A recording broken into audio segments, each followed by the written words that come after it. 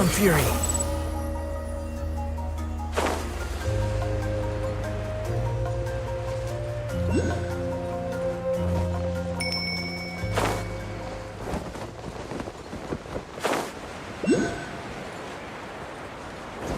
That's Wyna, the tribal chief. Let's head over to him.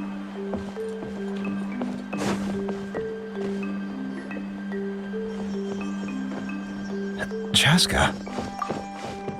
Nice to see you again, Wyna. I'm afraid we don't have time for pleasantries, so I'll get right to it. We're here for the Spirit Speaker Stone. Whoa, hold on a second. At least tell me why you need it first. My friend Kachina is trapped within the Night Kingdom. We need the stone to find her ancient name and rescue her. Rescue her? From the Night Kingdom? That's right. I'm sorry, but someone needs to tell you what you don't want to hear. Going there, a mature warrior would never make such a foolish decision. The nature of battle is unpredictable. You never know how it's going to end. Losing a friend is tragic, but when that happens, the best thing you can do is focus on how to prevent further casualties. I appreciate what you're trying to say, Chief Wyna. But if the price of maturity is abandoning a friend in need, I'll choose foolishness any day. If Kachina's still holding on, then so will I. I thought you might say that. Is something wrong, Wyna? This doesn't seem like you. Life isn't complete without taking risks. That's always been your mantra. It's nothing. The Night Kingdom is a dangerous place. Can't blame me for checking if you were up to the task. If you're that determined, far be it from me to stop you. Here's the stone. Keep it safe, okay? Thank you. Huh. Seems like you two go way back. But aren't you from the Flower Feather Clan, Chaska? Oh, Chaska's a peacemaker, so she's famous throughout the tribes. She's always the one people call to resolve conflicts, so we slowly got to know each other that way. Her younger sister Quichi's always hanging around our tribe, too. She's helped us out a lot in the past. Oh, you have a younger sister? Yes, I'll introduce you to her sometime. But let's get back to business. Wyna, how do we use the stone?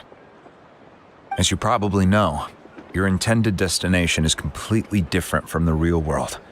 The Night Kingdom is like a river flowing with concepts, and the ancient name you seek is like a tiny fish swimming downstream.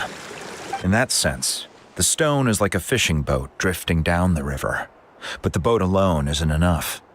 You need a fisherman experienced enough to steer it in the right... We couldn't do that ourselves? With a little practice, I'm sure you could. You have the strength and the talent. If you want to make sure this works, though, I could recommend someone to you. Who? Vichama, a legendary warrior and scout from our tribe. He's got a keen eye and a well-honed intuition. Even his ancient name means to seek. If you're fishing for a name, you're gonna want him on the boat. Vichama? Why does that name sound familiar? He's one of Auntie Atea's hot spring buddies. I've heard stories about him. Where can we find him? Ever since Malco passed, he spends most of his time gazing out at the scenery from the cliff tops. Follow the path that way, and I'm sure you'll find him. Thank you. We'll go look for him there. Good luck. I hope everything goes well.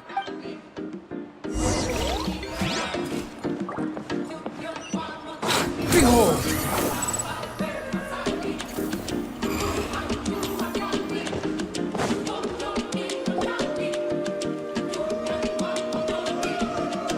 Someone admiring the scenery from the cliff tops. Ah! That must be him!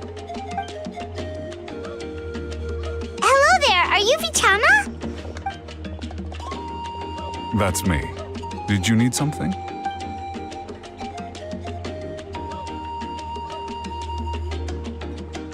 What? You're saying you can bring someone back from the Night Kingdom? How is that even possible? No, if you really think about it, anything's possible in that kind of place. But that would mean... Are you okay? You don't look so good.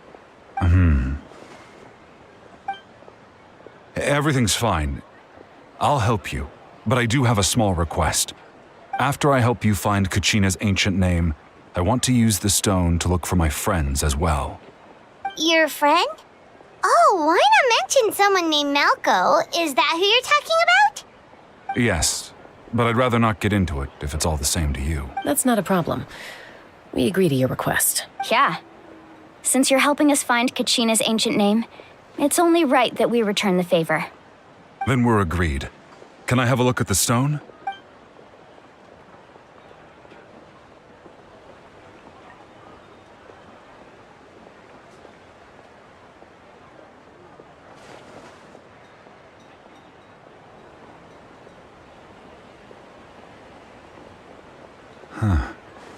I see.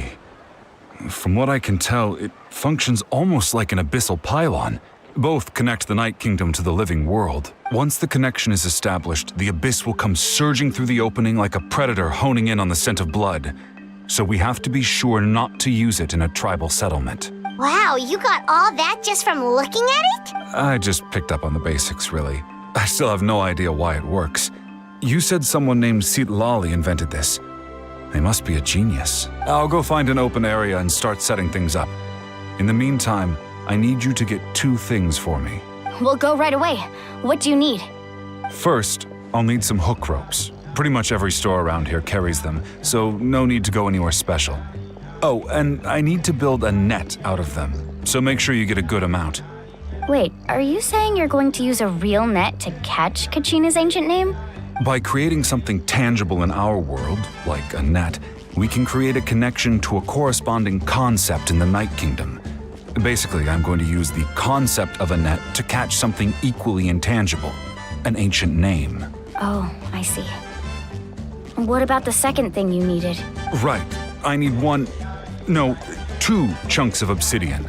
Once we bring the ancient names into our world, we'll need a place to store them. Normally, you can only get obsidian from the Children of Echoes, but I heard there's a traveling merchant from that tribe around here somewhere, so maybe you can try your luck there. Gotcha! All right, let's split up. See that clearing? Let's meet over there when you're done. Oh, and you can send someone with me if you want. In case you're worried I might take the stone for myself. What do you think, Chaska? There's no need. Lena spoke highly of you. That means you're trustworthy. I appreciate it, even though that doesn't mean much to me anymore. Anyway, it'll take some time to set everything up, so no need to rush. I'll see you in a bit.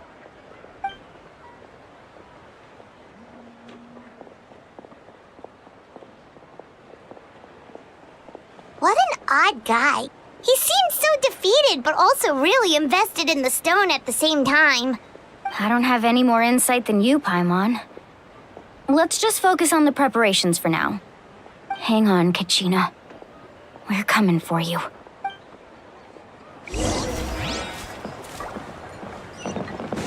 Whoa, watch your footing. In the sky, too.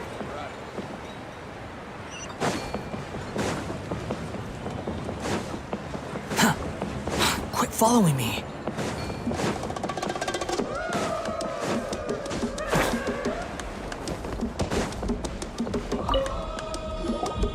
Hello. Do you have any hook ropes for sale? Hook ropes? As in rock climbing equipment? Yes. How much for your whole stock? Oh, the whole thing? Let me see. That would be 30,000 mora in total. Deal. Wait, really? What, you want me to drive down the price? We just need these as fast as possible. Thanks. Oh, no problem at all. I'll even pass along some information on the house. These ropes are usually used by rock climbing enthusiasts. If you want to learn, Roka's the person you want to ask. All right, that's everything. Here you go. Now we need the obsidian. Let's go talk to the traveling merchant Bichama mentioned.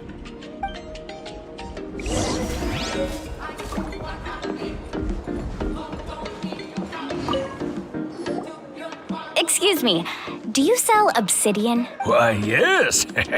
I've got a chunk for sale right over there. Perfect.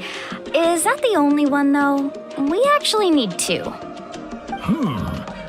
That might be tough. Thank you so much. We'll wait here.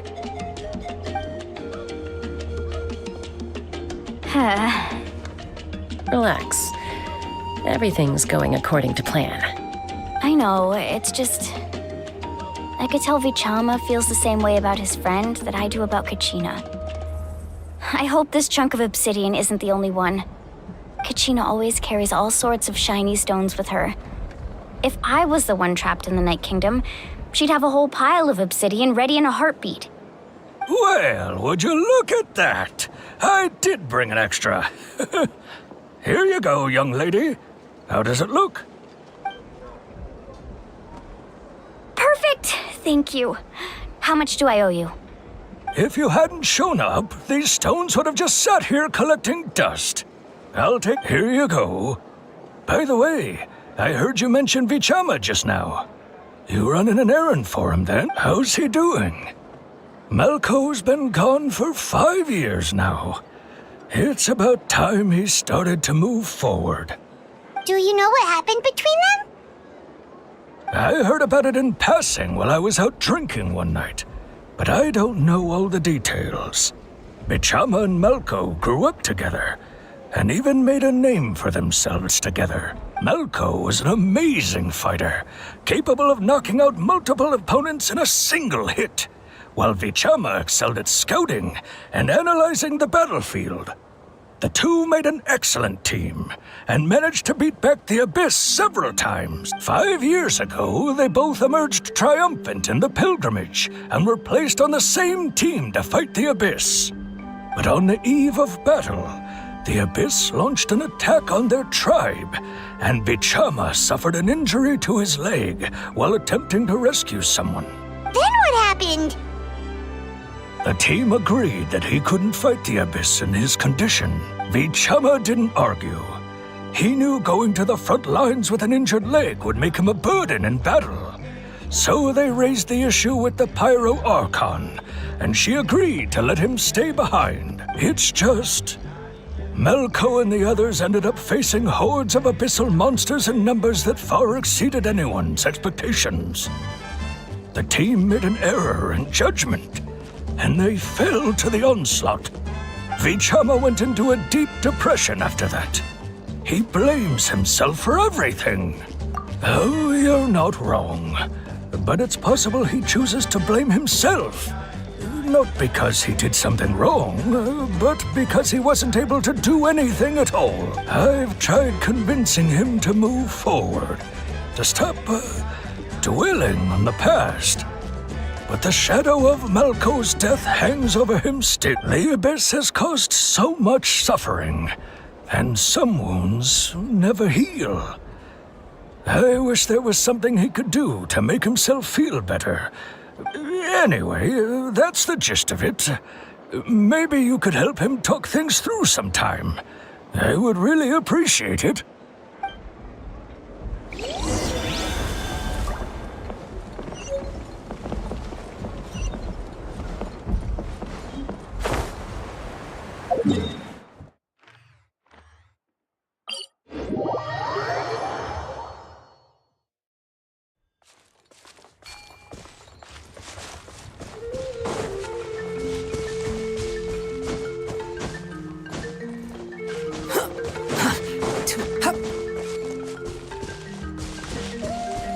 Quit following me. Squall Fury.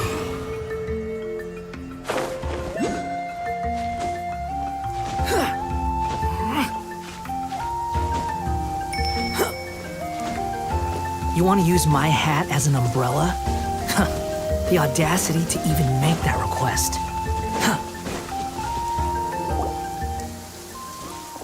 Did you get everything? Yep, it's all here. When do we start? I've made all the necessary adjustments, so we're good to go. As agreed, I'll help you find Kachina's ancient name, and then you return the favor. Go ahead.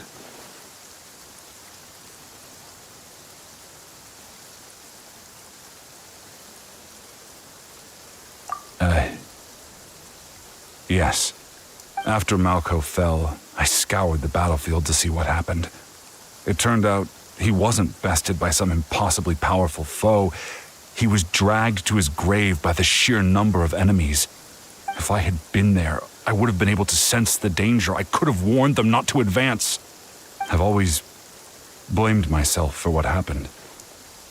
But when you told me about Kachina, I realized there's a chance Malco might also be alive, fighting for survival in the Night Kingdom. But that happened several years ago, right? The Pyro Archon said all life within the Night Kingdom eventually becomes one with the Sea of Souls. There might not be much hope, but I still have to try. Malco and I promised each other, even if we never managed to root out the Abyss for good, we would fight together until the end. All right, let's get to it. I'll start searching for the conceptualized version of Kachina's ancient name. If you see any fragments scattered around the area, please collect them.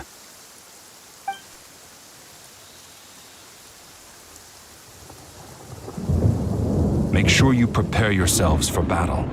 As I said, the stone will link the mortal realm to the Night Kingdom. The Abyss will likely emerge in response. Look at that golden thing. It must be one of those fragments Vichama mentioned. Let's get closer.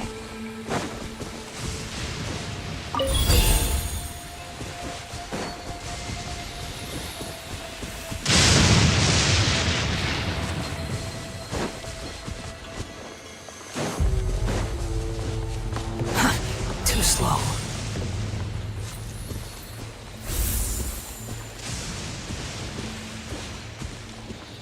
Quit following me.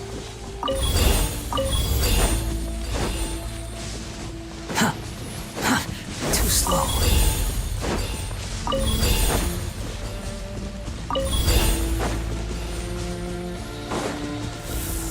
Quit following me.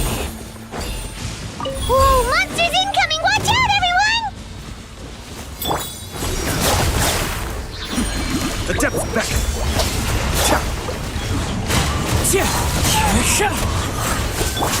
Cry louder! Time to shine! Into the wind. Clouds high.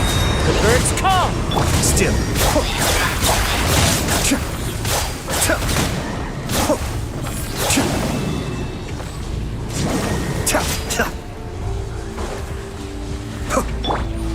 One with nature.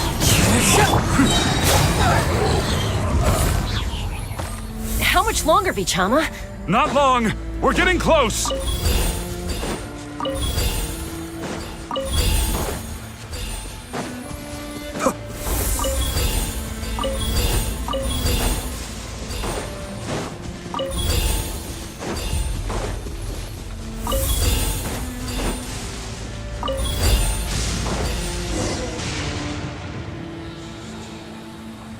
Vichama!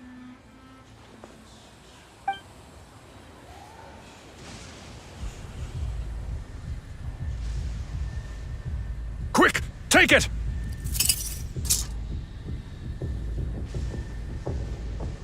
I found Kachina's ancient name.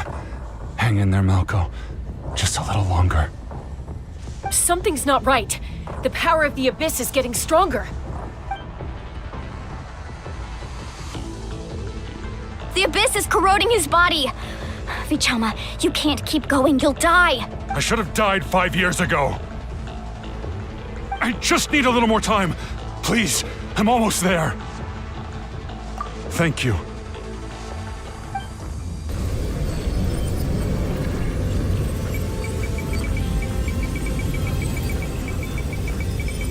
Whoa, watch out! The power of the Abyss is strong.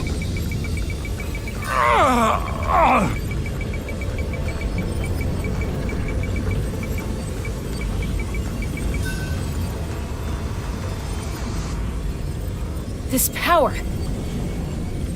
Hanging in there? Malco. No! Why can't I find him? Why? We can't wait any longer. Pull him away from the stone, Mualani. I already tried, but the power of the Abyss has him in a chokehold. It's like he's tied to the stone with an invisible rope. In that case, we have no choice. I'm sorry, Sea Lolly. Get back! Chaska, wait!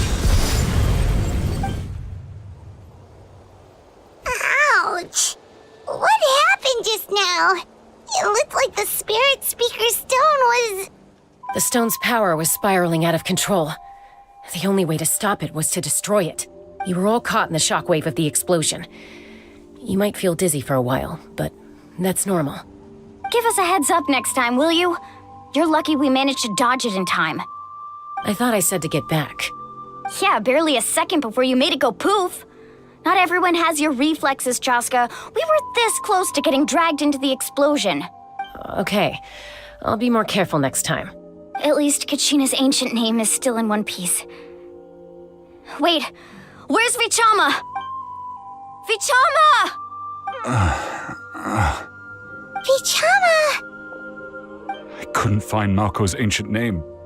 It must be completely gone by now. Once your ancient name disappears, there's no coming back. From the very beginning, I knew there was a slim chance, but still. And now...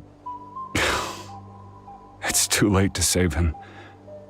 Vichama. I'm sure he's heard enough condolences over the years. Let's just give him some space. Huh? What's that in your hands, Vichama? It looks like something's glowing. This is...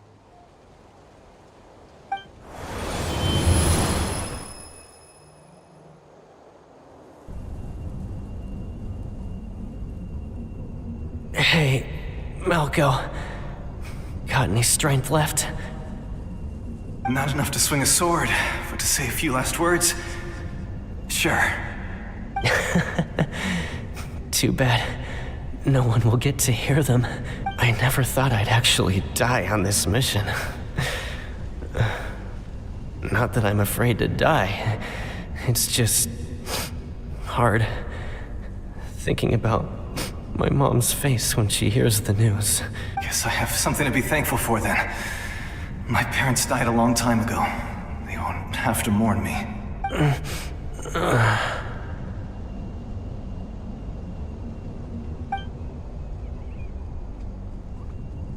Pisak! Always had to beat me at everything, didn't you? Right to the end, you were never one for goodbyes. Maybe you're right. Maybe no one will get to hear our last words. But just in case, Vichama, I'm so glad you didn't come with us. Don't be sad. Just keep on living. For the both of us.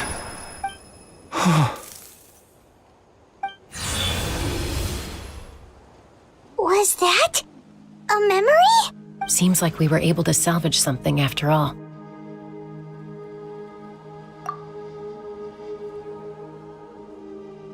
Of course. Seeing him, hearing his voice again, it makes me unbelievably happy, but it also brings with it an even deeper pain. A deeper pain? Why? Malko was always the type to put on a brave face, but in that memory just now, his hands were shaking.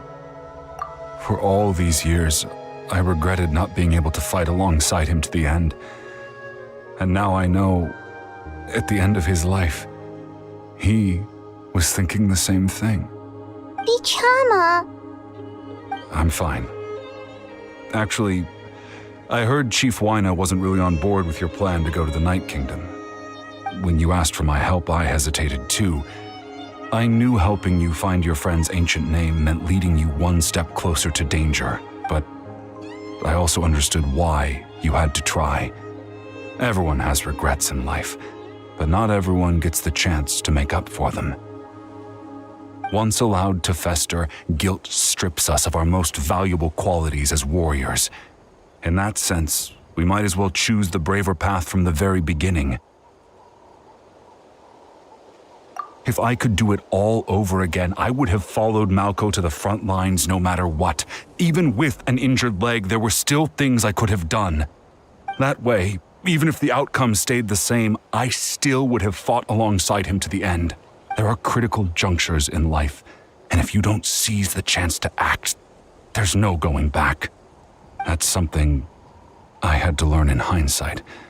But you're still at the crossroads of your journey, so I hope you can walk away without regrets. Thank you, Vichama. I feel even more determined now. Kachina will come back to us. I'll make sure of it. I promised I would find her, and I intend to keep that promise. That's good to hear. Strange. My body, it's... Once abyssal corrosion enters the body, a portion will fuse itself to your internal organs. Even though the Traveler possesses powers of purification, the corrosion can never be fully eradicated. Thanks to her, though, you are only briefly exposed. Slowing your breathing and controlling your emotions should help you keep the symptoms in check.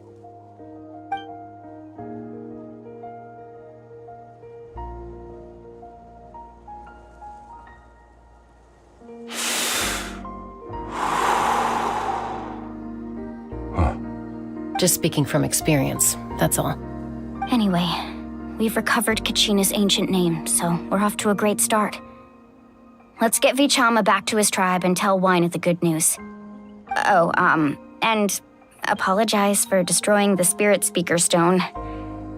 We had no choice, though, so he'll probably understand. Right?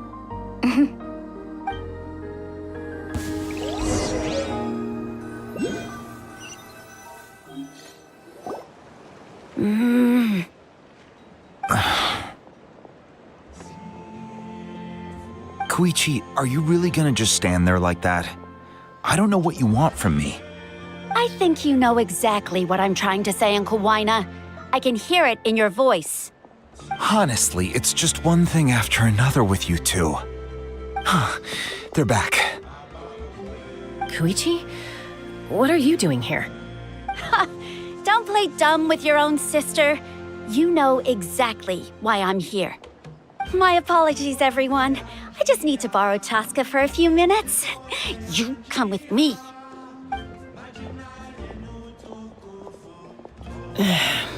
I'll be just a moment. Who is that? Koichi, Chaska's younger sister.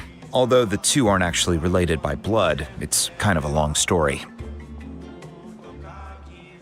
It's not really my story to tell, but I guess it's not a secret.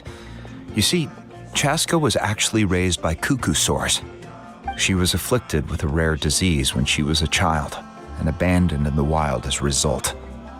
The Abyss found her out there, all on her own, and tried to devour her. But in the end, all that did was trigger her will to live. That strength of will pushed her to survive. But it also planted a seed of conflict within her. Eventually, she was adopted by the cuckoo sores. Wherever they went, she followed, getting into fights right and left. For some reason, Paimon can totally imagine that. Well, when Chaska finally returned to human society, it was Koichi's parents who adopted her. At the time, Chaska still had a habit of getting into fights, so Koichi was always taking her around, apologizing to everyone. Ah, I remember those days. One of those fights was definitely with me. But, you know, kids. You're fighting one minute and your friend's the next. Eventually, she found a way to rein in that desire to fight. And now she's who people call to resolve conflicts. She's known as the Peacemaker. It sounds like she still argues with Koichi, though. Don't siblings usually stop fighting when they get older? That's partly my fault. Koichi asked me to stop Chaska from doing anything dangerous, but you probably know by now, once Chaska makes up her mind, there's no changing it. Oh, I get it. No wonder you tried to talk us out of going to the Night Kingdom. Chaska even said that wasn't like you. I'm all for your adventure. You need to take risks when you're young, because by the time you're my age, you couldn't attempt something like that even if you wanted to. Better try now than live with regrets later. That's what I say. Still, I can understand where Koichi's coming from. In the end, nobody wants to sit back and let a loved one put their life on the line.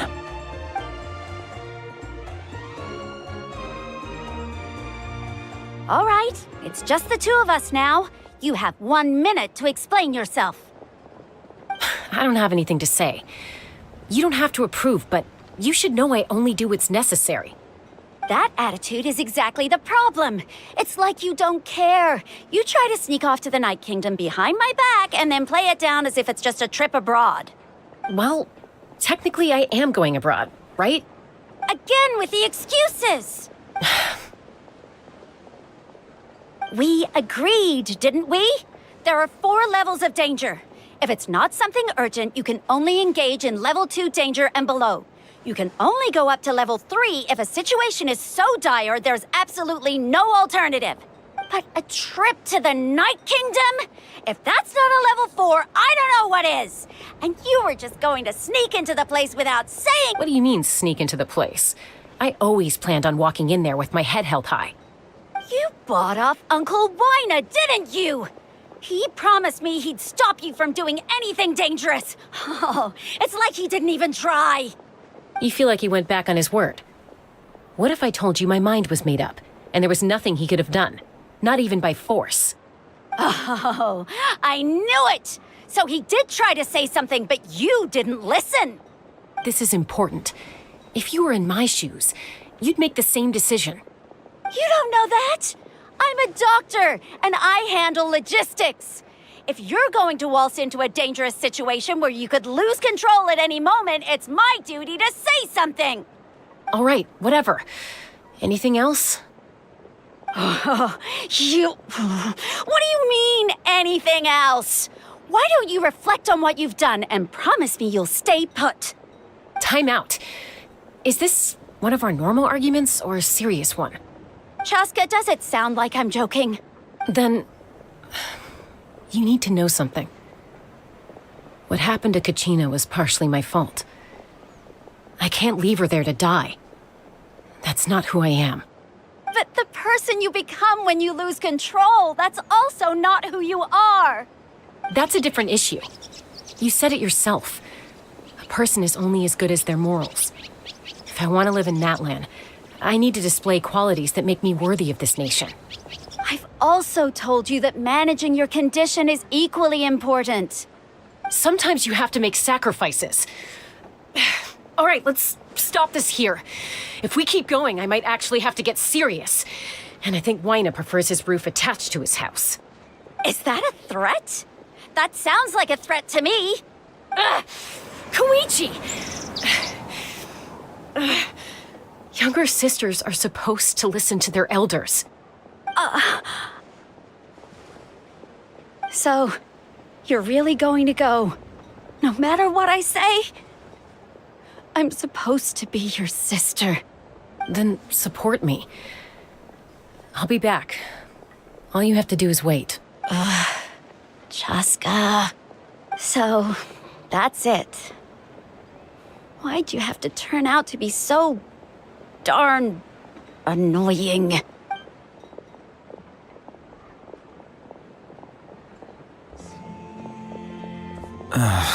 You two are something else. Something you wanted to say? I know you aren't related by blood, but you two sure are similar. Really? You know, I said that very thing to Koichi not too long ago, and she reacted the exact same way, down to the very tone of voice. It's not my place to get involved, but I will say this. Try to spend a little more time with your sister. You're tough kids. That doesn't mean you have to go it alone. Thank you. Anytime. All right. If you're done with the Spirit Speaker Stone, you might as well hand it over. According to Kinich, it's an important ceremonial artifact, so it'd be safer to keep it with me. About that. If only Tone Bard was here, he could have repaired it just like the Holy Liar. The Spirit Speaker Stone might be 2 stones now. Huh?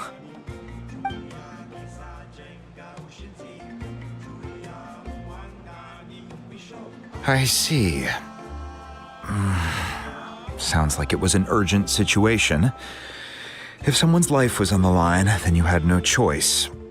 Still, Citlali's going to be a nightmare to deal with now that you've broken her stuff. I'll explain everything to her later. Stay safe out there in the Night Kingdom, okay? I'll wait here for your safe return.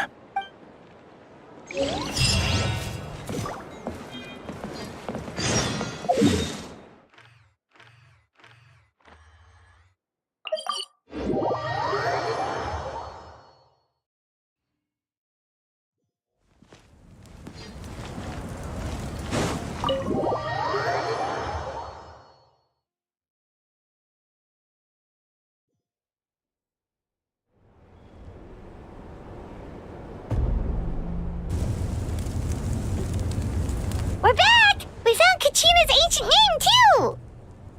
Well, it's fairly complicated. Let me give you the condensed version. The Fatui again? We can't go anywhere without them causing trouble. But what if the Fatui finds out you've lost your power? Won't they try to take advantage of the situation? That's why it has to be our little secret. No one else can know, or we're asking for trouble. Look, I wish I could offer you some sort of consolation, but I won't lie to you. With multiple factions closing in, there's nothing comforting about the situation we're facing. Still, all you need to do is focus on your goal. You can leave the complicated matters to me. I can also step in on the Pyro Archon's behalf. There's a limit to what I can accomplish, but I'll help you however I can. There's no need to be so modest, Yan-san. Archon, I'm sorry about before. You have so much on your plate, so much that you have to worry about. But all I could do was focus on my own feelings. You have nothing to be sorry about. We all get overwhelmed by our emotions, myself included. Your reaction to Kachina's disappearance, I understand that feeling very well. Well, now that we have Kachina's ancient name, let's go track her down.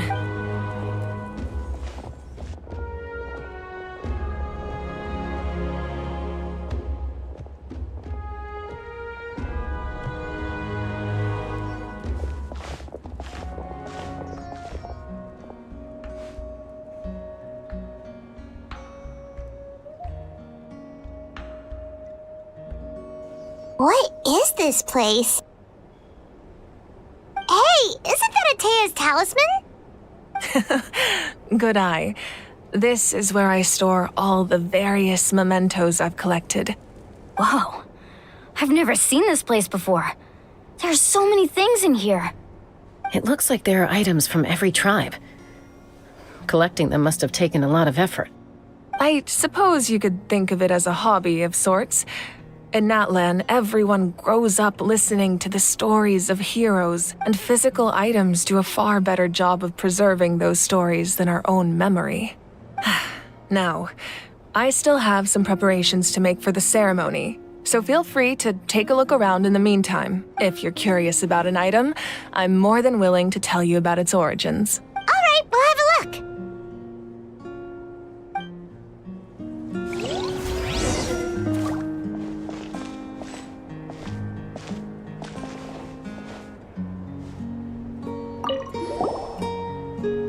This is Atea's talisman.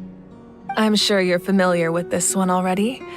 Atea was rarely ever without it. The talisman brought her a lot of luck in battle.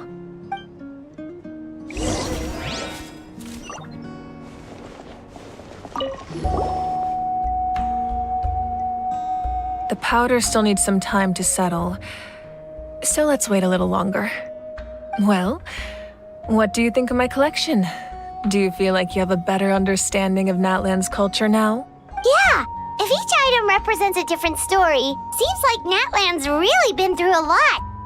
Does every item hold a special memory, just like Atea's talisman? That's right. The items in my collection actually serve a similar purpose to the ancient names passed down among the tribes.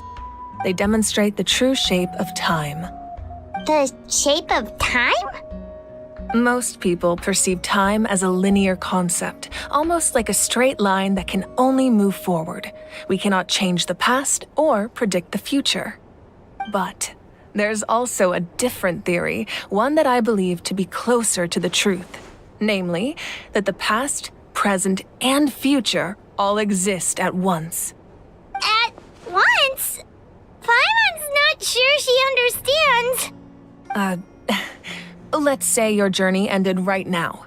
Thinking back on your experience in each nation, which one would you say was the most important? Exactly. Even at the end of your journey, the things you experienced along the way don't cease to exist.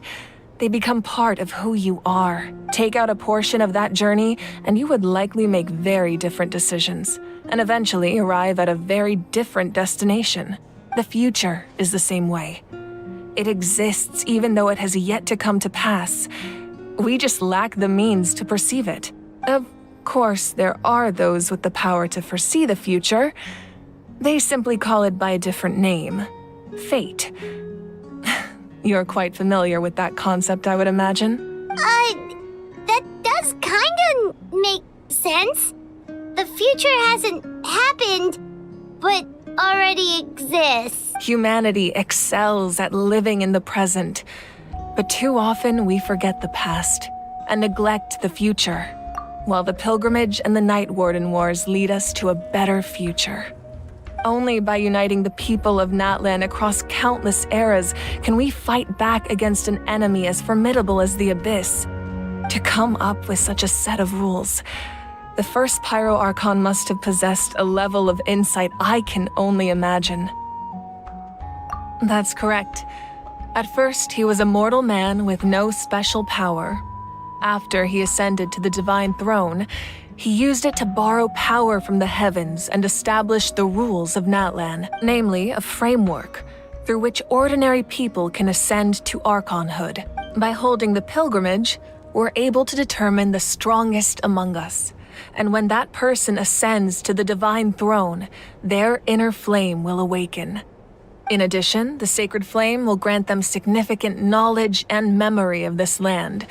After all, that's how I came to know everything I just told you. So, it all comes down to the power of the Divine Throne and the rules. Wait, is that a family portrait? Yes, that's my mother, father, younger sister, and the little saurians we raised. I turned a piece of my dad's leather armor into a canvas and commissioned a famous artist to paint our likeness. Your sister is so cute! It looks like the two of you are really close. Paimon was having a hard time thinking of an Archon as an ordinary person, but it really doesn't look like there was anything special about you before. A little late for that question, don't you think? Sorry! Paimon's so sorry! Paimon's mouth works faster than her brain cell. It's all right. I'd never get upset over something like that. No matter what others may say, my past is a precious part of my identity. I'm forever proud of the life I used to lead. Becoming the Archon doesn't mean you sever ties with your family.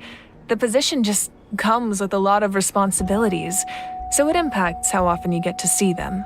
My father made the most delicious stew, so my sister would often bring me a large pot of his cooking, and we would sit on a blanket and eat it together. One time, we didn't close the door securely, and the saurians we were raising ran into the room and knocked over the entire pot. My sister immediately burst into tears.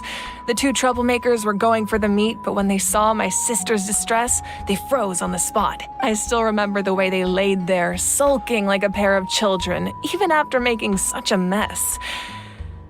It was frustrating, but in the end, all I could do was comfort my sister and move on. Wow. Isn't that what being a family is all about? I think about that story a lot, actually. As the Archon, I made a vow to defend this nation, and experiences like that, they remind me exactly what I'm trying to protect. Well, what happened after that? This portrait looks pretty old. Your sister must be all grown up by now, right? I believe she ended up working as an architect and artist. She built many houses and crafted many beautiful works of art. Anyway, that's enough about me. Now that the powder is settled, we can begin. Ian-san, Mulani, Chaska, over here, please. Place the ancient name up there, and then we'll begin.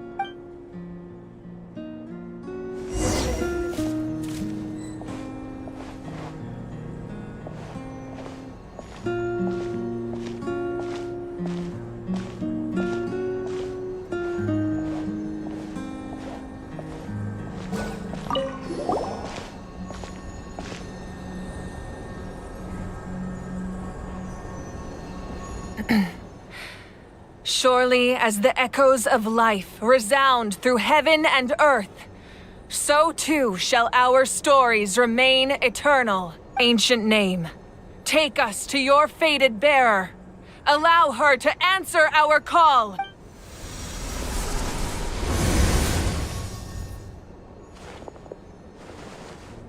Am I hallucinating again? Kachina, are you okay? Huh? I'm not seeing things, am I? Is the Abyss playing tricks on me again? It's okay, Kachina. It's just us. We're trying to find a way to bring you back. Everyone, you have to listen to me. I've been investigating the Night Kingdom this entire time, and I figured out what's wrong. The Wyup is being affected by the Abyss. I was waiting for the Wyup to send me back, but then this really strong monster came in and it almost killed me. The Wyup saved me, even though its power is weakening. So I've been hiding from the monsters while trying to find a way to help. The Night Kingdom has become a huge mess, though. I keep hearing these awful sounds and seeing really horrible things. Don't listen to those sounds, Kachina. The Abyss is trying to strip you of your sanity. All you need to do is stay safe and wait for us. We'll be there shortly. It's okay. I feel so much better now that I've had the chance to talk to you guys.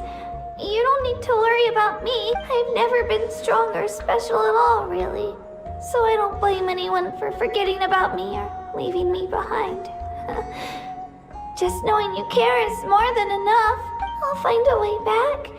You don't have to put yourselves in danger to come rescue me. You're always like this, Kachina. Now's not the time to act tough. We're coming for you, and that's final. I don't know what lies the Abyss has been feeding you, but I'll tell you something right now. Nobody here sees you as a burden. You're a victor of the Night Warden Wars, a hero of Natlan. All you need to do is wait for us to rescue you, and you'll get all the applause and recognition you deserve. I'm really scared. Everything's so dark and creepy here. And I want to go home. Still, I don't want you to put yourselves in danger because... All you need to do is place your trust in us, just like you always have. No one fights alone. We're not leaving you behind. Not ever. Yeah, we're so close. We can't call it quits now. Thank you. Be careful. Looks like we've lost contact. Now comes the most dangerous part. You have to traverse the Night Kingdom in your physical form. This entrance to the Night Kingdom was left behind after an abyssal invasion. Even a brief amount of time inside could expose you to corrosion. I know. I'm prepared for that possibility. All right. Then I wish you all the best. I'll tell Koichi to be ready just in case. She's very experienced in dealing with abyssal corruption. That face you just made. Don't tell me you two got into another argument. No, I just feel bad for creating more work for her. I'll go with them too, Archon. The more people, the stronger the party. Thank you so much for your help, everyone. It really means a lot that you're willing to brave these dangers with me. There's no time to lose, so let's get going. Now that I've lost my power, I won't be able to provide much practical support. But I can still keep an eye on the situation from here. Eon-san, I know it's unlikely, but if you encounter a situation you can't handle... That won't happen. I hope not.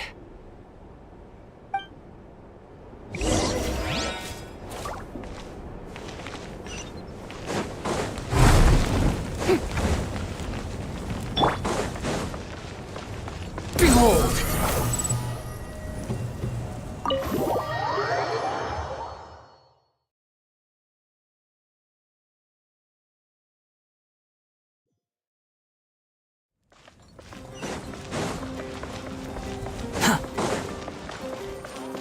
Quit following me.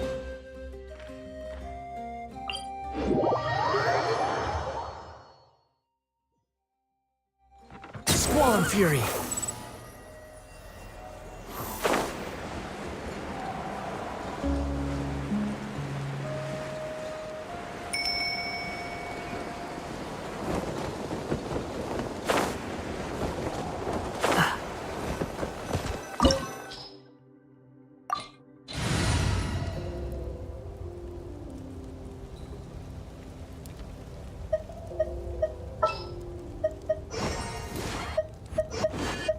We may leave at any time.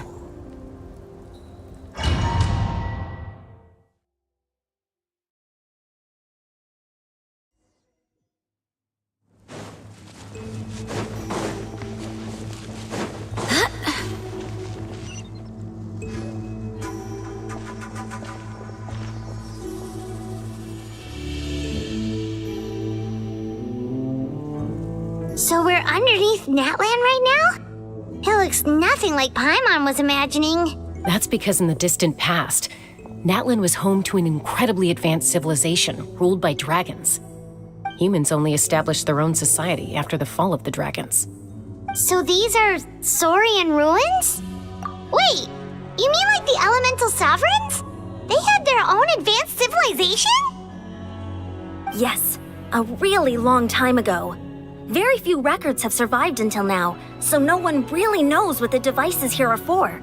These ruins have been abandoned for a long time, but with the recent increase in Abyss activity, the installations around here have somehow been activated again. So what you're saying is, we're not in for an easy trip to the Night Kingdom. No, it's going to be obstacle after obstacle from here on out. Why are you all laughing like that? It's creeping Paimon out. It's the pre-adventure excitement kicking in, right guys? Of course. I'm eager to get started. Then let's go. We won't let anything stand in our way.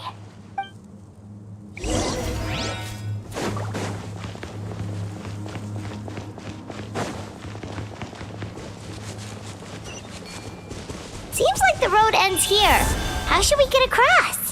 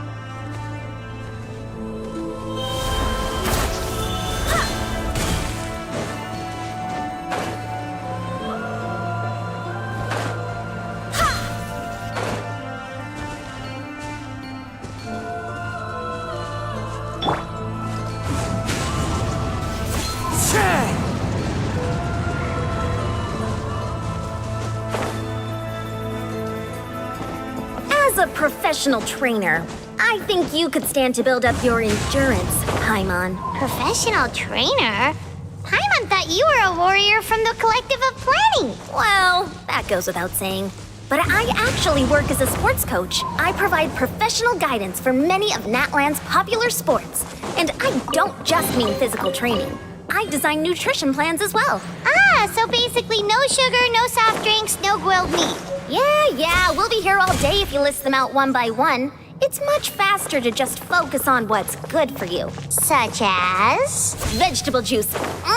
Want some? You know, Ian-san, Paimon feels like the two of us might not see eye to eye.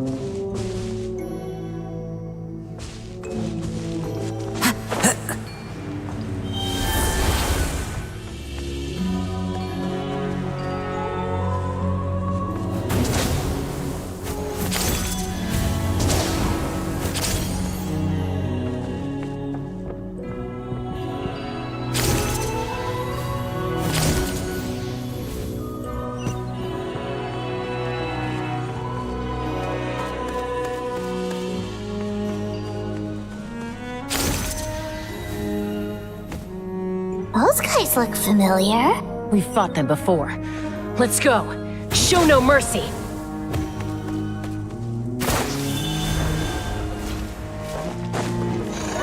Shower me with praise!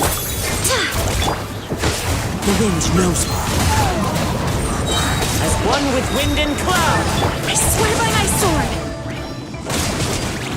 Be still.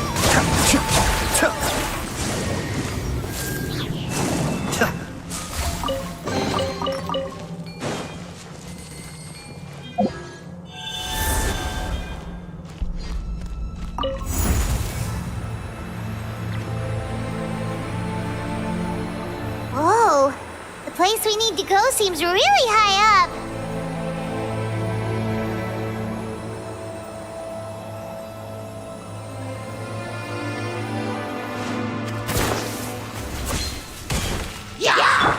Strike a pop! Into the wind. Mind the deluge.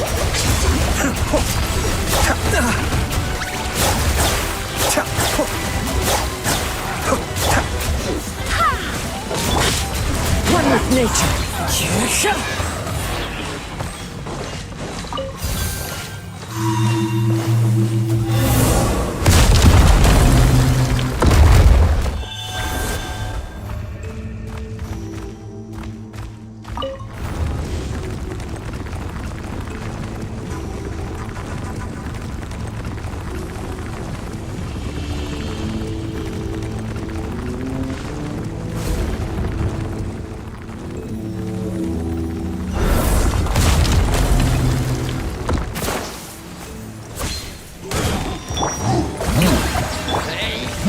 Into the wind.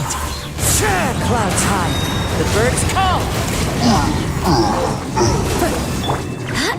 Go and splash! Kamisato Agi. Suiyu!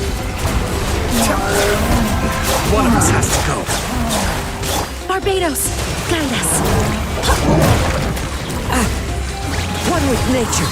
Shower me with praise! Cascade.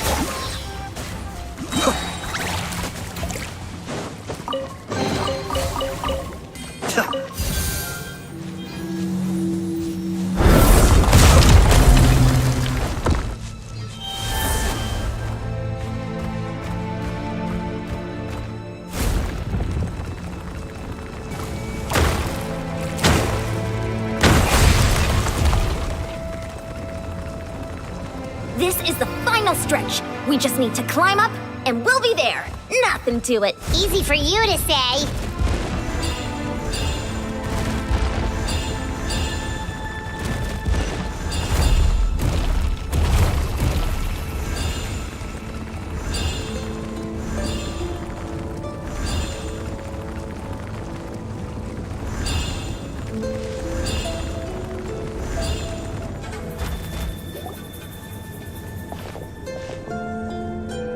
This must be the entrance the Pyro Archon told us about. The one ripped open by the Abyss. Yes. There's something in the depths of this place that feels familiar, yet also foreign. We actually have to go in there? Okay, Paimon just needs to psych herself up. Don't push her through before she's ready.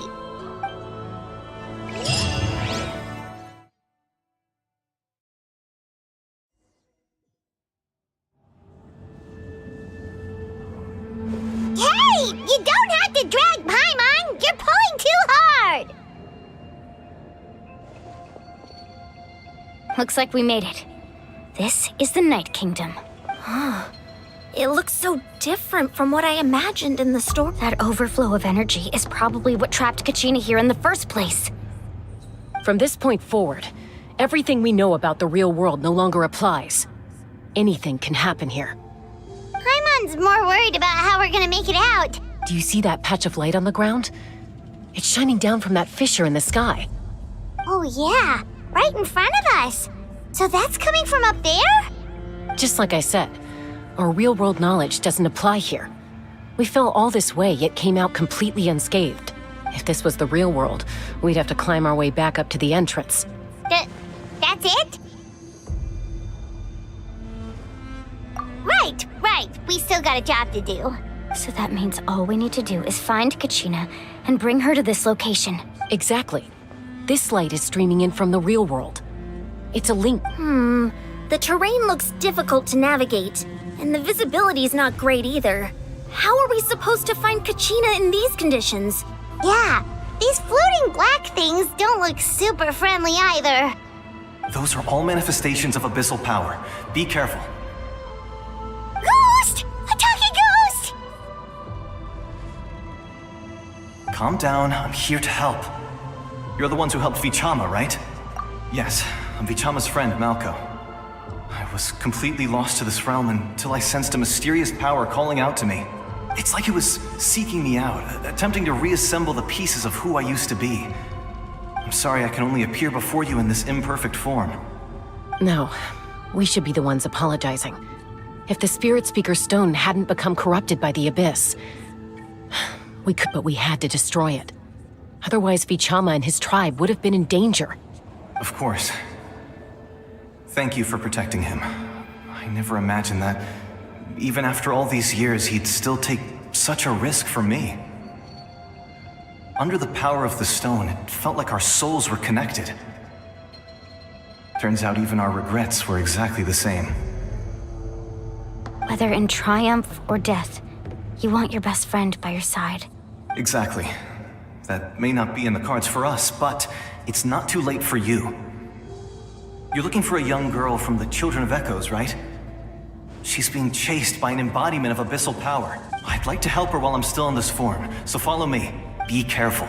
This place has been severely corroded by the Abyss. Paimon didn't realize it had gotten this bad. It's like a seething volcano ready to engulf our world at any moment. Ouch! Quick, get back here! You can't go wandering off. Stick close to me. My power will be able to ward off attacks for the time being.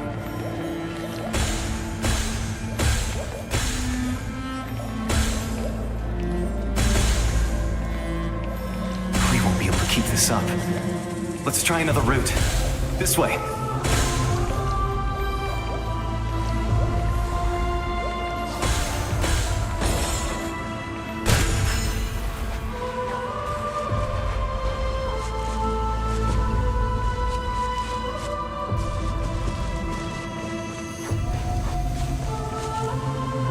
Not good. More monsters. We shouldn't waste our time on them.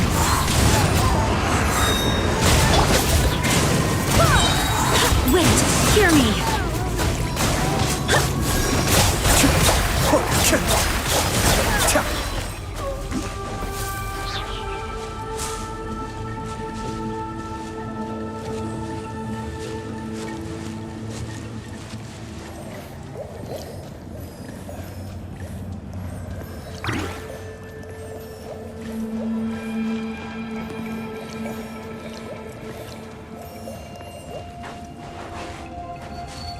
Oh, Paimon can't see anything! It's easy to get lost here. Just stick close.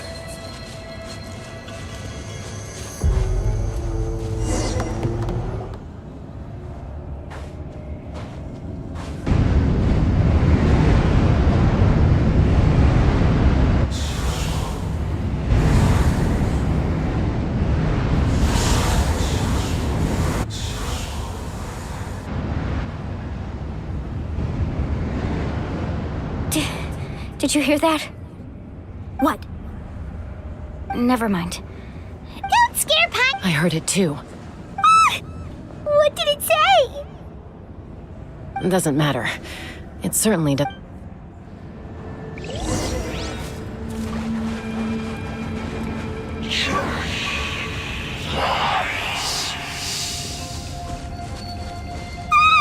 Paimon just heard it too! Let's keep going. Paimon wants to get out of this place!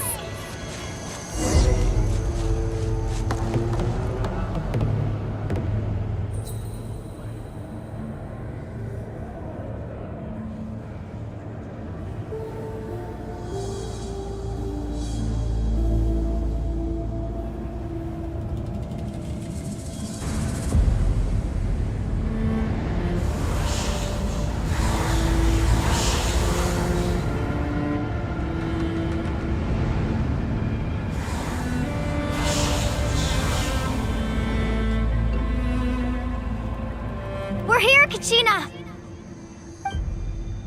Oh, honey? You made it!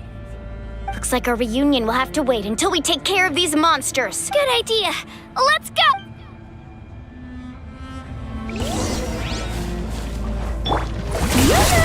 Let my name echo in song! The wind knows me. Clouds high. The birds call.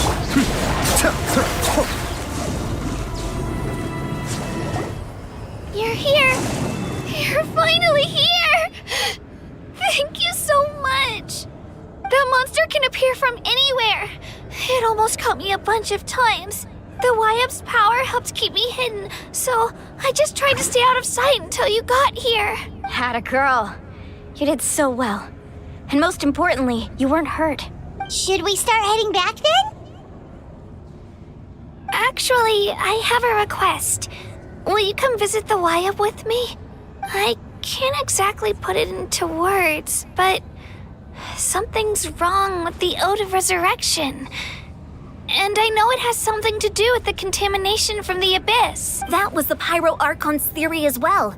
Everything we've seen here certainly seems to back it up. In the Night Kingdom, there are 6 main totem poles representing the Wyab of each tribe. You can think of them like the body of each Wyab. Additional totem poles, like the ones around here, serve as proxies to which the Wyab can extend their consciousness. There are countless proxies scattered around the Night Kingdom.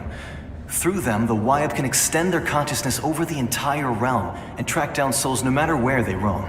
But if a proxy were to become severely contaminated, then a soul could become lost within the Night Kingdom.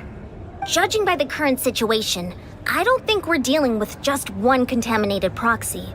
Even if we could drive back the abyssal power from one of them, that probably wouldn't even put a dent in the problem. Still, we can't just leave the Wyab to suffer. It's protected me this whole time.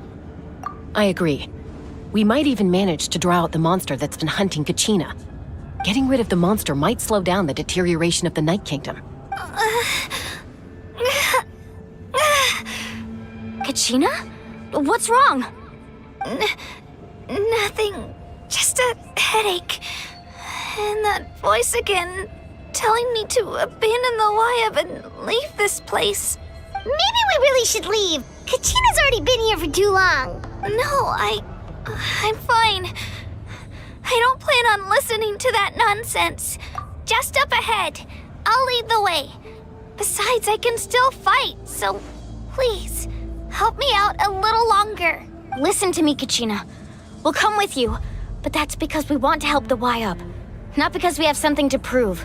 You don't have anything to prove either. It's okay if you reach your limit. We'll be there for you. All right, the sooner we get this done, the better. We've already come all this way, so we might as well try to get to the bottom of this. Let's go. This way. I'll stay here and try to stall the Abyss monster. All by yourself? That's too dangerous. It's all right. I may not be as strong as that monster, but I'm definitely more familiar with the area. I don't have much time left. If you're anything like my friend, I'm sure you're not particularly fond of goodbyes. So go. Achieve your goal, and return to the world where you belong. Thank you for everything. You're a true hero. Thank you. No one fights alone.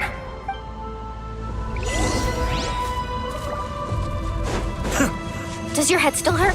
Let me help you walk. I'm fine. I'm fine. You should know I'm made of stronger stuff than that.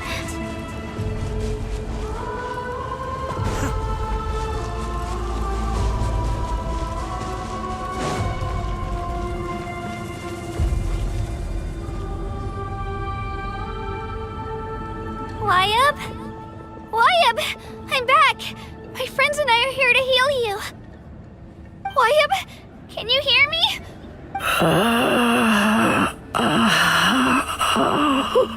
So we were right. The contamination is already too severe. It's preventing the Wyab from answering our calls. All right, get ready, everyone. Time to purge the abyssal energy from this place. Careful. We've got company. Already? You really think that puny soul could slow me down? Courage in the face of futility is pure folly. He tried to get in my way, so I disposed of him. You killed Malco? He would have dispersed with or without me.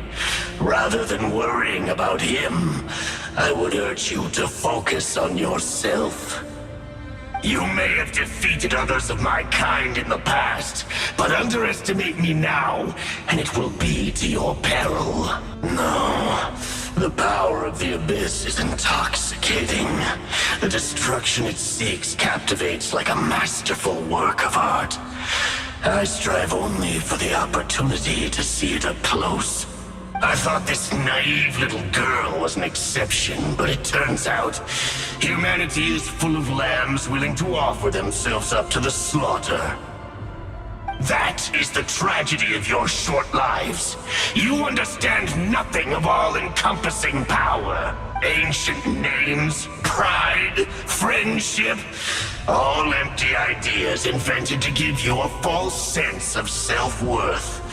The Pyro Archon created those grandiose ideals out of pure selfishness. Anything to avoid sharing power. Anything to avoid handing over the primordial gift to ordinary people like you. Don't believe me? Then ask yourself, why is the Pyro Archon strong beyond measure, while you, Kachina, remain so pathetically weak? Kachina, give me your hand.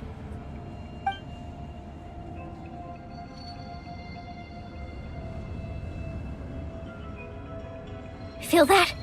I'm right here next to you. Thanks, Moalani. You're right. I have nothing to fear. Because I'm not alone anymore. You're right. Maybe comforting ideals don't have any power. But you also couldn't be more wrong. You've never had to work for your own strength, so you will never understand the true source of our power. What? The courage we have to stand before you and not back down? It comes from our friendship. The power lies not in the ideal itself, but in our commitment to upholding that ideal, and in our decision to stand together and fight! Well said! Let's go, Kachina. It shouldn't take more than two of us to handle an enemy like this. Sorry in advance, but you deserve what's coming to you! There aren't many in Natlan who can beat us when we're together. It's time he got a taste of that kind of power.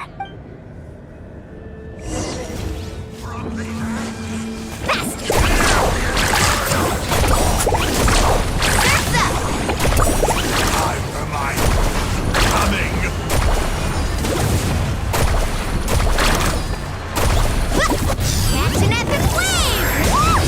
Oh! Here goes!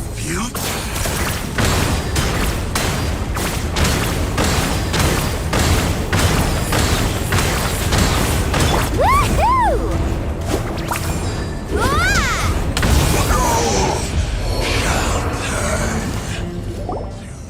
Oh, we won! We actually won! That's what he gets for underestimating you two. Fantastic work, Kachina! Absolutely fantastic! This makes me so unbelievably happy. I'm happy too, Moalani. Together we really are unstoppable. Huh? What's happening?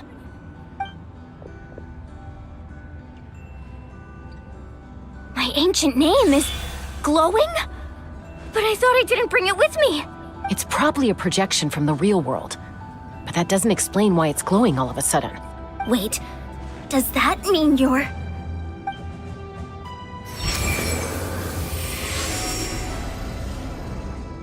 That was a bold move. Diving headfirst into the fire to save your friend. Especially in a place so overrun with abyssal corruption. Still, seeing you pull it off was really something. Everything you said was exactly right. As isolated individuals, we stand no chance against the power of the Abyss. It took years' worth of scars, and lots of unnecessary suffering for me to understand that for myself. The Pyro Archon's plan will unite us as one. Everyone has a part to play. Only then will we have the power to defeat the strongest of foes. Tupac, a warrior from the people of the Springs. I fought against the Abyss during the invasion 500 years ago. I've heard that name before. You were the giant who saved all of Natlan. Since you were able to awaken my words from your ancient name, that means you have fully embodied the aspirations of the Wyab. Under the name Umoja, you shall unite the tribes and save Natlan from its impending doom. Me? As long as blood still runs through your veins, even the tiniest spark of steel against stone can ignite a flame. Its blaze will become one with the gaze of all Natlan. Even amid everlasting darkness, our bonds remain eternal.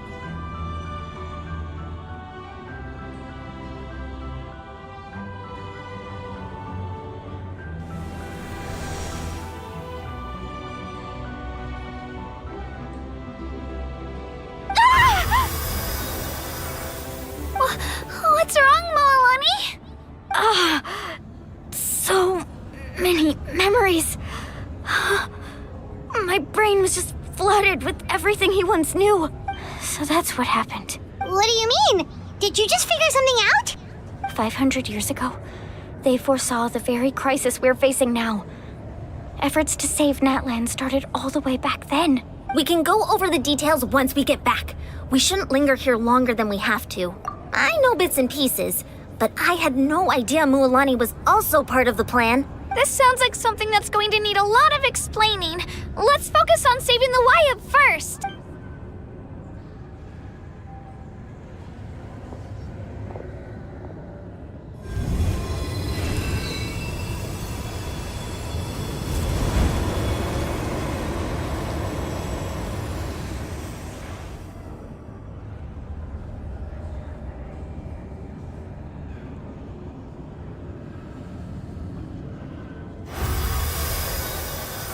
Okay, that should be enough. Wyab? Can you hear me? I hear your voice, Kachina. My dear child. Great. Well then, I'm afraid it's time to say goodbye. I just wanted to make sure you were okay before we leave. But I was going to ask why you bestowed an ancient name upon someone like me. I'll keep searching within myself for the answer. I'll never stop trying to improve my strength. One day, I'll live up to the hero you saw in me. You are already an outstanding child in my eyes, Kachina. No matter what happens. Huh? You are all my most beloved children. It has always been my honor to protect and nurture you. Your ancient name is just that, a name. Much like your parents chose to name you Kachina, I also gave you a name. But it need not define you. Focus on who you want to be.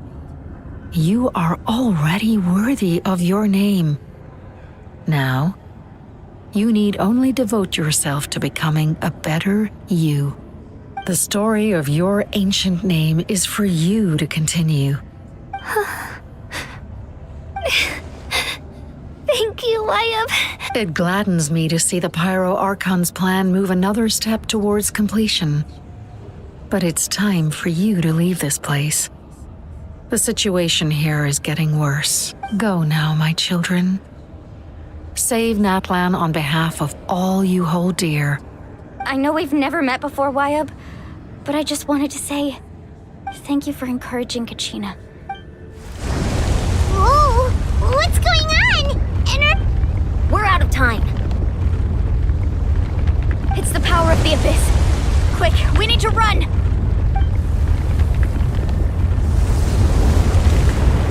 It's a Sealy! The Sealy opened the way for us!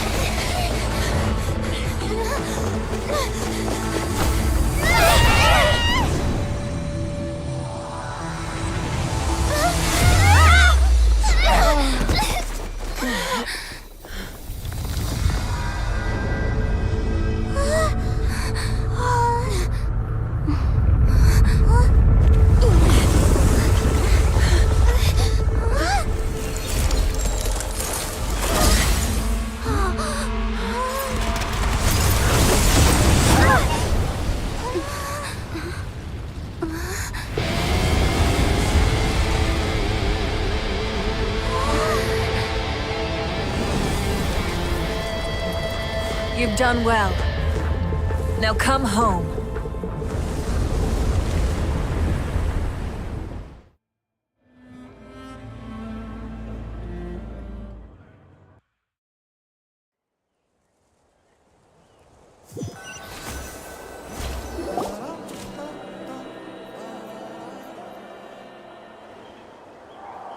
We're back!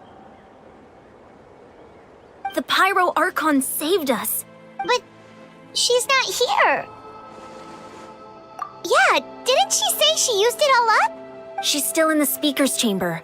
What we saw in the Night Kingdom was just her consciousness. So you're saying her consciousness did all that? Every great display of power comes at a price. You must feel terrible, Kachina. Just hold on. We'll get you to a doctor soon. Let's get back to the stadium. The Pyro Archon said she'd have a doctor waiting for us. I recommend getting a full checkup, just to make sure no damage gets left behind. Paimon feels okay. What about you, Traveler? Right. You always seem to do pretty well against the Abyss.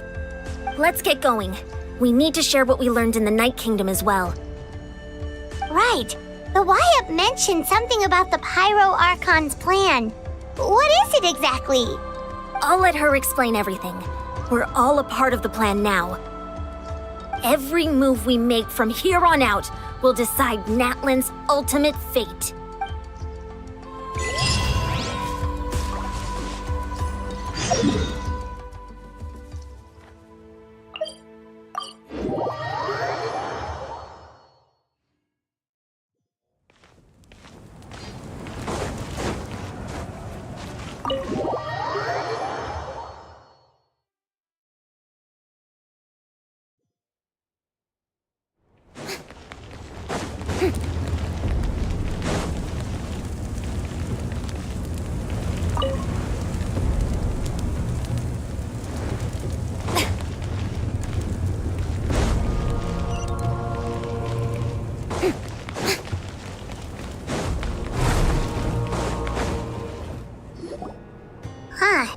There's a lot less stuff here than before. It's good to see you all here in one piece. I know you must have a lot of questions, but let Koichi check you over first. It's best not to let any lingering effects of the Abyss go untreated. Thank goodness you made it back. I came here as soon as the Pyro Archon told me about your plan. Take a seat, everybody. I'll examine you one by one.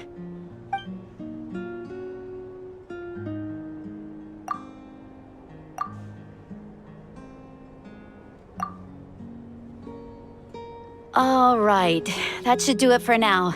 But just to be safe, I'll perform another checkup in a couple of days. I have to say, though, I've never seen anyone react to the Abyss like you, Traveler. She's always been special like that. She can even purify its power. Given the current situation, that ability will likely play a great role in the events to come. Of course. I still have patients to see, so I'll head out. Thank you, Koichi. All right. We might not see eye to eye, but we both had good intentions. Just give it time. I'm sure we'll figure things out between us one day. Yeah. All right. There's so much to discuss, I don't even know where to begin. You've seen... I'll get straight to the point.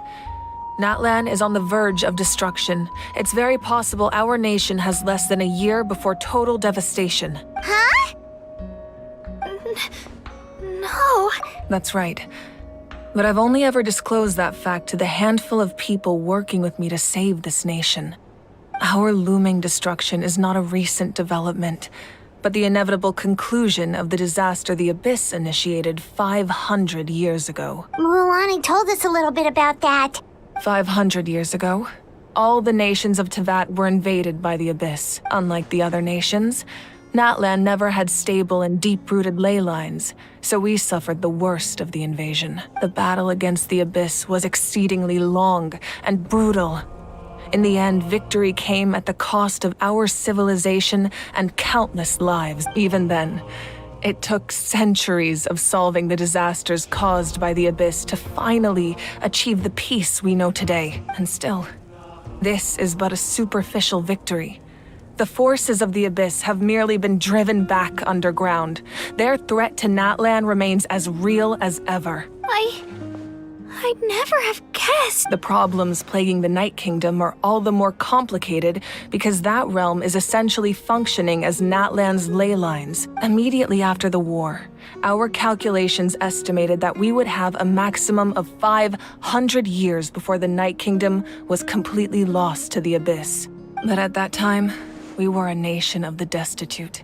Our people no longer believed in victory. Nor our civilization was dying, our faith crumbling, and the line of power passed down from the Wyab nearly severed. If we didn't bring the nation back together, it would be foolish to even dream of defeating the Abyss in the future. So, the Archon had a long and involved discussion with the heroes of each tribe, and finally came up with a 500-year-long plan to save Natlan. So that's what happened. After finding Kachina, I encountered a strange figure who gave me a series of new memories. Since the plan was mentioned in those memories, I guess I've been chosen to play an important role in it, but there's still something I don't understand. Those memories showed me the Pyro Archon from back then, and it was you. Huh? But that doesn't make any sense. The Pyro Archon is supposed to be human. It's impossible for a human to live that long. That's right. The hardest thing for humans to overcome has always been time, or rather, the natural limitations of our lifespan. A god can extend a human's life by using a certain amount of divine power, or subjecting them to a curse. But, as we all know, Natlan doesn't have gods like that. We can only rely on our own methods. A human life is like a flame destined to be extinguished. 500 years ago, I placed my life within the sacred flame. Only by dying before my time could I have the chance to wake up again. So, in other words, this is your second life? Yes. We only managed to defeat the Abyss all those years ago because the tribes came together as one. If the Natlan of the future was to have a fighting chance, the Pyro Archons that came after the war had to rebuild the decimated tribes. The goal was to reunite the people and restore the strength of each tribe's Wyab.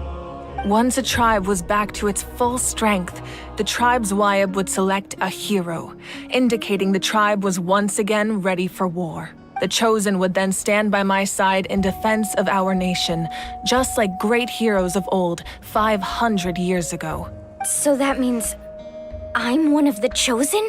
That's right. You bear the ancient name Umoja, the same one held by the hero from your tribe 500 years ago. It means unity.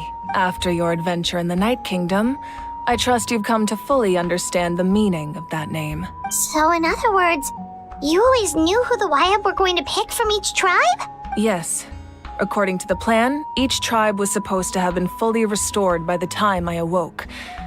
But something went wrong along the way. The 6 heroes successfully inherited the ancient names from 500 years ago, but the intel regarding the plan wasn't passed on to them. Once again, it comes down to the deterioration of the Night Kingdom. Communication between the Sacred Flame and the Wyab has been blocked. Just like how the Ode of Resurrection failed to bring Kachina back. Exactly. It's just another tactic the Abyss is using against us. The Abyss may not possess intelligence, but its methods certainly aren't easy to counter. If we want to unblock that information from being passed on, my presence alone isn't enough. The ancient name-bearer must establish a greater connection to their name. So, I've tried my best to help them from the sidelines. Currently, Shalonin of the Children of Echoes, Kinich of the Scions of the Canopy, and Iansan of the Collective of Plenty have all been acknowledged by their names. During your adventure, you too earned the acknowledgement of your Wyab, Mualani. In the process, you gained the memories stored within your name.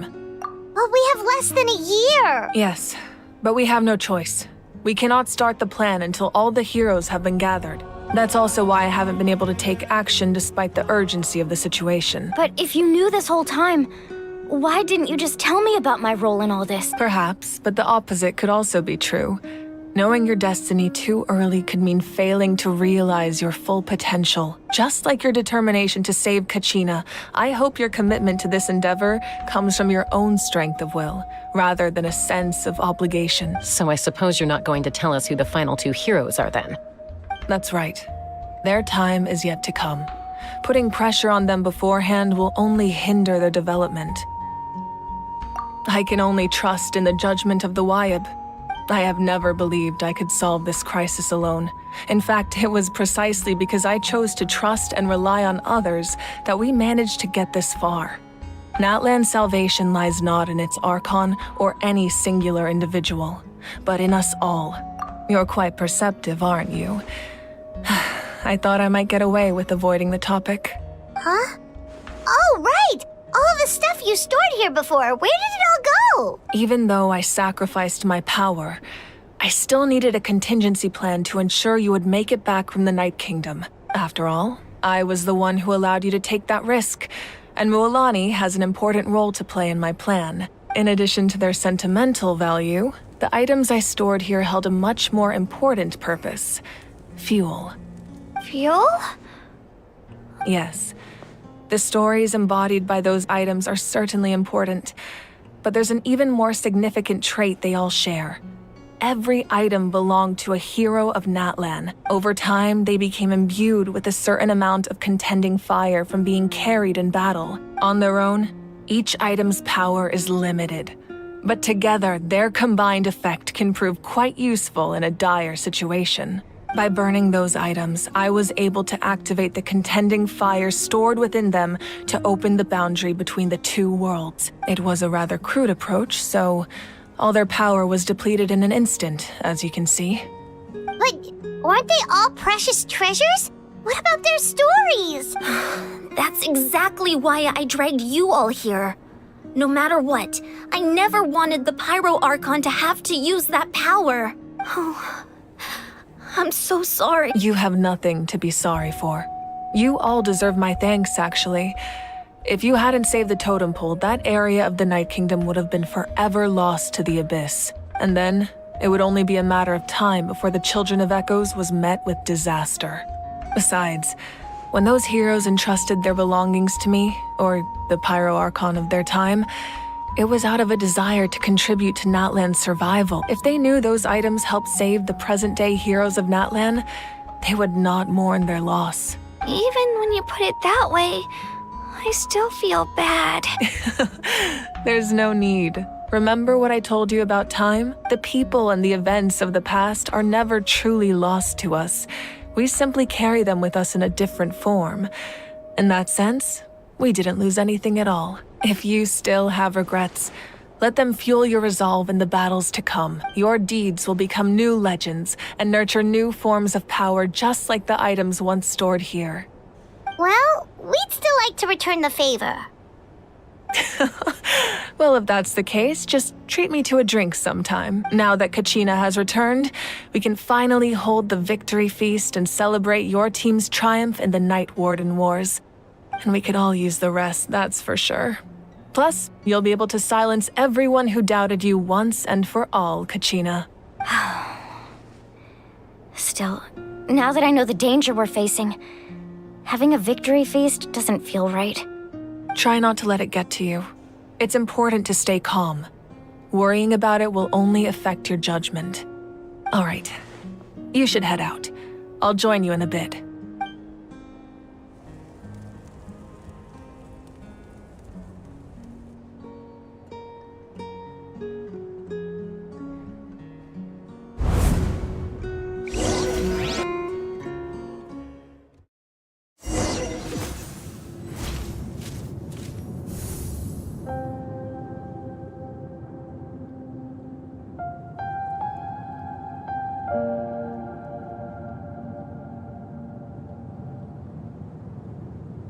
When I was young, I used to sit by the hot springs and listen to the stories of warriors from all over Natlan. They attract people from all walks of life. Friends come easy here, no matter what tribe you're from. The people of the springs have never claimed the hot springs as their own private property. They are there to bring all hot spring buddies together. It's been really nice, seeing the children of my tribe get older. It's helped me gradually understand the true value of the springs. I've witnessed their energy, their determination, their absolute passion for life. Even when they cause trouble, I never managed to hold on to my anger for long. It's unbelievable how quickly they worm their way back into my good graces. I'm certain Mualani will become a great warrior when she grows up. She possesses infinite potential. I can see it. One day, when I'm no longer in fighting form, I'll come here and tell stories to all the children, just like those warriors did for me. So you better get busy, Pyro Archon, or I'll end up running out of stories.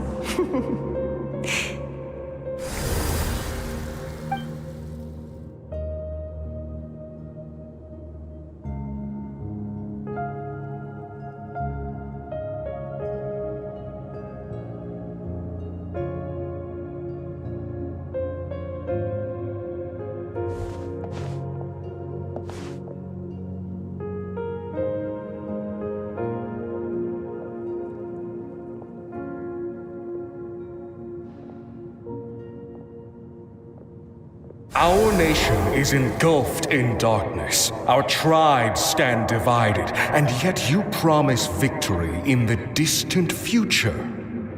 The Abyss is a cunning enemy, one that I faced in battle many times. Were that not the case, I would never understand exercising this degree of caution. My rage will never know absolution, and my power will no longer aid you in victory. But you came to me because you knew you could convince me with just a single sentence. I understand your choice. The heroes of today will forge the path ahead with blood and fire. Just remember to earn us the victory we are owed. Otherwise, rest assured, I'll find a way to collect the debt. For Natlan.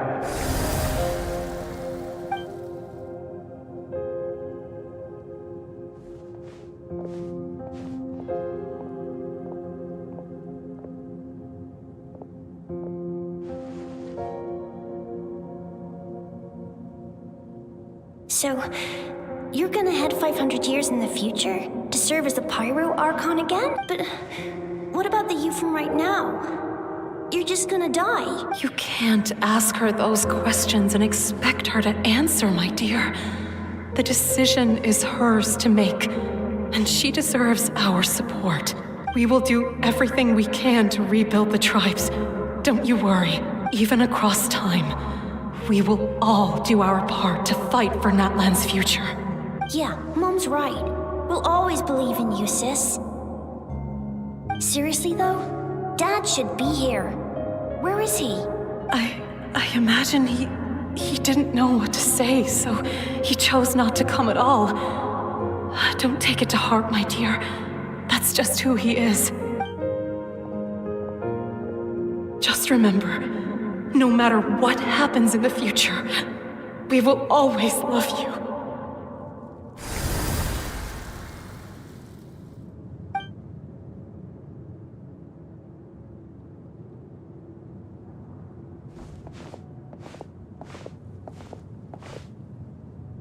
I'll come find you one day. I know I can't live that long, but I'll think of something. There has to be a way for us to meet again one day. If there's an answer out there somewhere, I'm gonna find it. So, don't forget about me.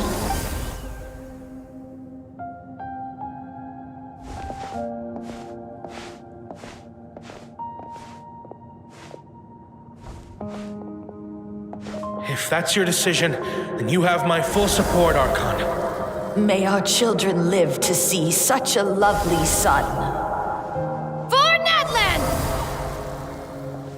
No one fights alone.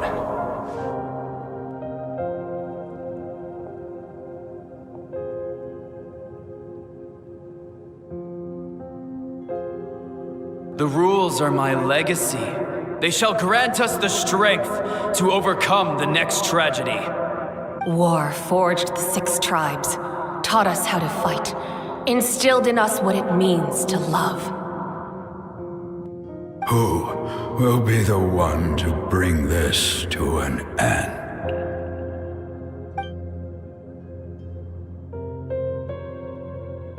We are the inheritors of memory and legend. Those who grew alongside Sun and with those who forged our own destiny and future. That is Natlan's fire, the lifeblood of our nation.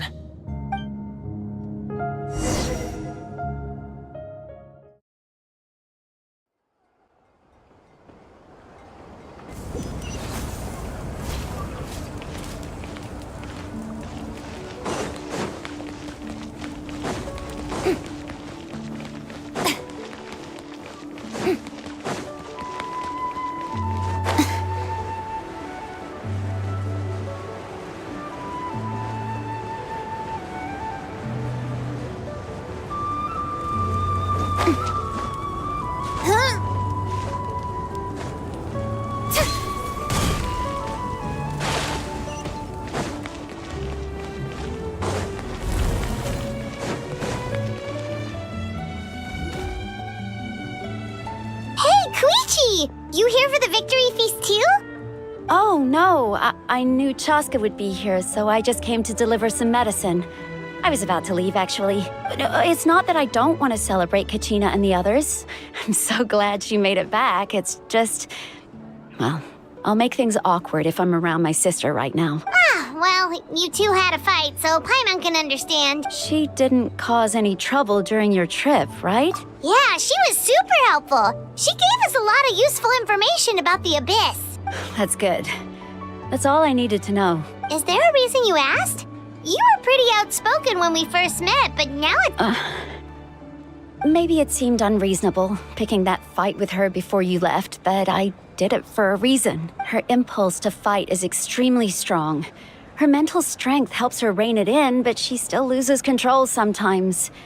I had no idea what you might face in the Night Kingdom, so I didn't want to take any chances. So what you're saying is... Okay, so maybe it sounds a little stupid, but it works pretty well. It helps her keep her cool for a little while. Anyway, I'm just glad you were able to make it back safe and sound. That's all I wanted. But do you really have to go that far? Can't you just talk it out? No way. Choskin, I appreciate the understanding, and don't worry. I'll find a way to help her ease this burden. Anyway, I need to get going. Enjoy the celebration. Oh, and if you ever need a doctor, you know who to find. Huh. Who would have thought there was a deeper reason behind their arguing? In the end, it's all the Abyss's fault. Paimon's had enough of them.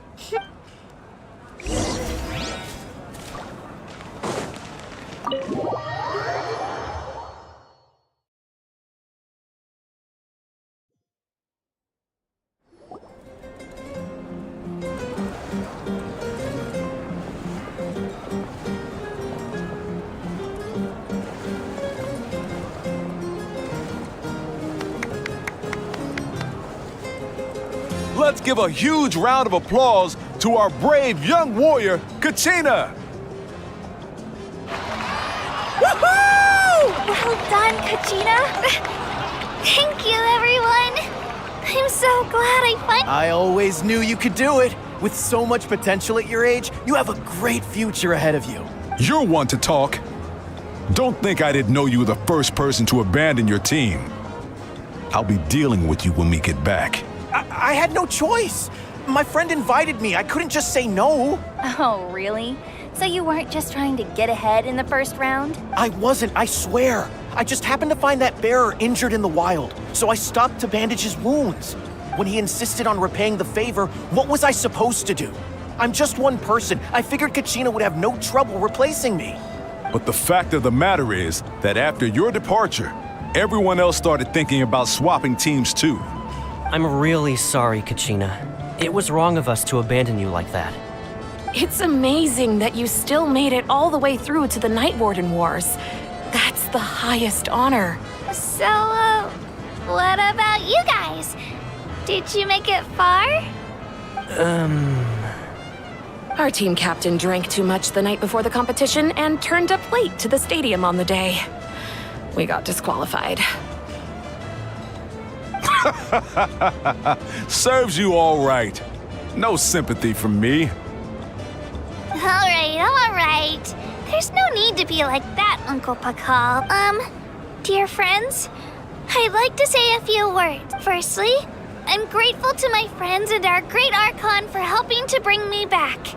This traveler and her companion Paimon are some of the strongest people I've ever met. If they were allowed to participate in the pilgrimage, I have no doubt that they'd win the whole thing. They've agreed to let me learn from them. With their help, I believe I can become even stronger still. And let's not forget my good friends, Moalani, Chaska, Kanich, and Ayan-san. They all helped the Traveler and Paimon figure out a way to bring me back from the Night Kingdom. They too deserve to be called our heroes. So, please give another round of applause for them. Thank you so much. Well said! I'll drink to that. How does it feel being a hero, Kachina? To be honest, it's a bit overwhelming.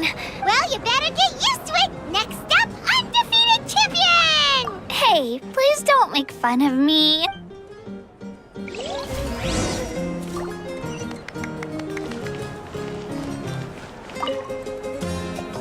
Ah, you're here. Have some fruit juice. I got it specially for you two. How did you know? That's Paimon's favorite! You look like you've still got questions. Ask away. Because they had their own lives to live. The thought of telling them, abandon your families and everyone you love, and come with me to the end of time, for in 500 years Natlan will be destroyed, it seemed too cruel. You could just as easily point out that everything in this world would come to an end eventually. But life is short. And beyond a point, it just doesn't seem real. Imagine if I said, let's leave right now and go save the sun because it'll flame out in a few million years. It would sound quite ridiculous. I couldn't make them shoulder that burden with me. Besides, every generation will have its heroes, this one included. The plan could still work without them. Or, of course, without me. But since I was the one who came up with the plan, I felt duty-bound to see it through to the end. Paimon's suddenly remembering that portrait in your room. Was that your family from back then? Yes, it was. So when you asked me who my sister grew up to be, the truth is that very little information survives. From what I've been able to piece together, I can conclude with a reasonable degree of confidence that she ended up as an architect and artist. She played an instrumental role in rebuilding the scions of the Canopy tribe, designing and building many houses. But of course, none of her buildings are around anymore. Still, it was an impressive achievement, and I'm very proud of her. You feel loss keenly. It seems to stir up feelings of regret in you. But this is something I have long since come to terms with. This is a war, and there can be no war without loss. I am already far more fortunate than those who lost their lives to the Abyss. The people of Natlan look to me as their Archon, and the weight of their expectations is mine to bear. I must see our fate through to the very end, no matter what I may find there. Yeah, doesn't that mean the way everything ends has already been written, including your plan? I suppose, but so what? Don't forget, time takes many forms. The past, present, and future coexist, and all are equally important. Even if the future ends in destruction, there's still no reason to give up on the here and now. And it's precisely because we humans cannot know our fate that we will never give up on our struggle. This is a pivotal moment. We are still 2 heroes short. Well, 3 to be precise. There's one further hero who I'm hoping to get on my side. Whatever it takes. Your resistance to the corrupting power of the Abyss is truly remarkable. It would easily make you an all-important figure in the upcoming battle. If you agree to join us, you will not only gain my full support in your journey, but I will also forge a brand new ancient name for you. Ancient names can be forged? They can. Several strict conditions must be met, but if they couldn't be forged at all, then the number of them in circulation would have long dwindled to 0. Possessing an ancient name would mean that your adventures in Natlan are recorded in full. Your stories would be remembered by our people for all the years to come. The Ode of Resurrection may have temporarily lost its power, but still, take this as my personal guarantee that I shall never let you fall. Just like in the Night Kingdom, I will be there for you. That is a promise I will fulfill at all costs. This nation always honors its heroes. Yeah, we can't just ignore the situation here. Wonderful. Then I'll reach out to Shilonen right away. She's the one who will forge the name. We've never forged an ancient name for an Outlander before, but I trust she'll find a way.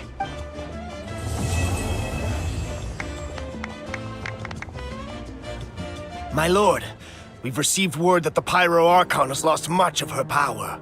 Although your injury complicates things, this is most certainly the opportune time to seize the Gnosis.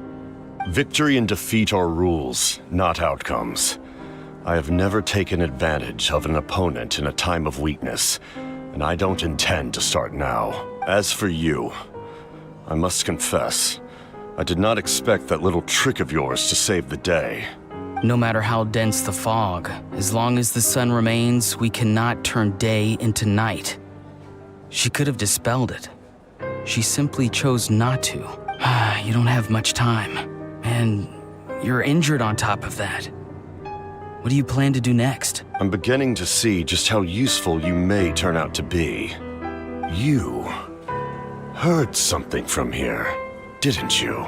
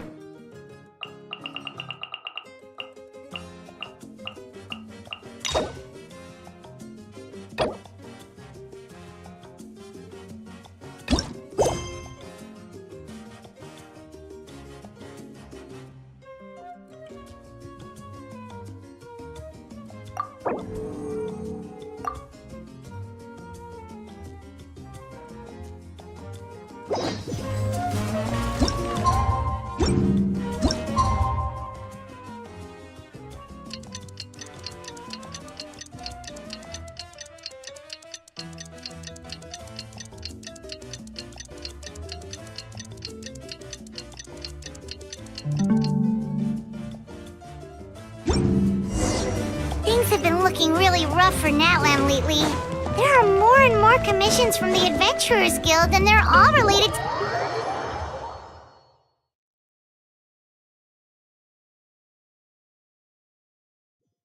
Just waiting around won't do us any good. Let's go and see if there's anything we can do to help.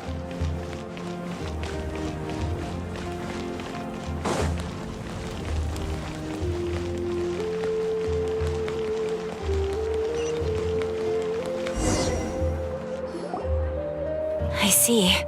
Thank you so much. The Adventurers Guild has been overwhelmed these days. No worries at all. We've always valued the strength of adventurers. Given the current situation, it's vital that we all work together. Since we're facing the same enemies, I'll send you the intel we've collected on the Abyss so far. All right. Hi, Catherine, it's us! Got any new commissions? You two have come just in time. I've got some good news. The Pyro Archon has finished assembling her forces and stationed them all across Natlan. Given how the Abyss has ramped up its activities lately, we can no longer afford to act only after receiving news of an invasion. So the Pyro Archon suggested that the Scions of the Canopy and the Adventurers Guild focus on collecting and disseminating intel. Once we receive word of enemy activity, we can notify the nearest camp and the stationed forces can take immediate action. Yes, precisely. This should also allow us to focus on gathering information rather than running around and trying to tackle everything at once. So please also take a chance to relax, you two. You've been working hard these days, and this will be a good opportunity for some well-deserved rest. So that's the plan. Whew, we can finally stop and take a break. Paimon knows that. It's not like Paimon just wanted to lay here and do nothing. The movements of the Abyss are always unpredictable. There have also been times when it suddenly became more active in the past. The people here generally see it as something like an acute natural disaster. Once the disaster is over, everyone will return to their normal lives. Oh, right. Most people have no idea just how bad the situation has gotten in the Night Kingdom. Huh? Is that the Traveler and Paimon? Hello! Oh, hey, Kachina! Are you feeling better now?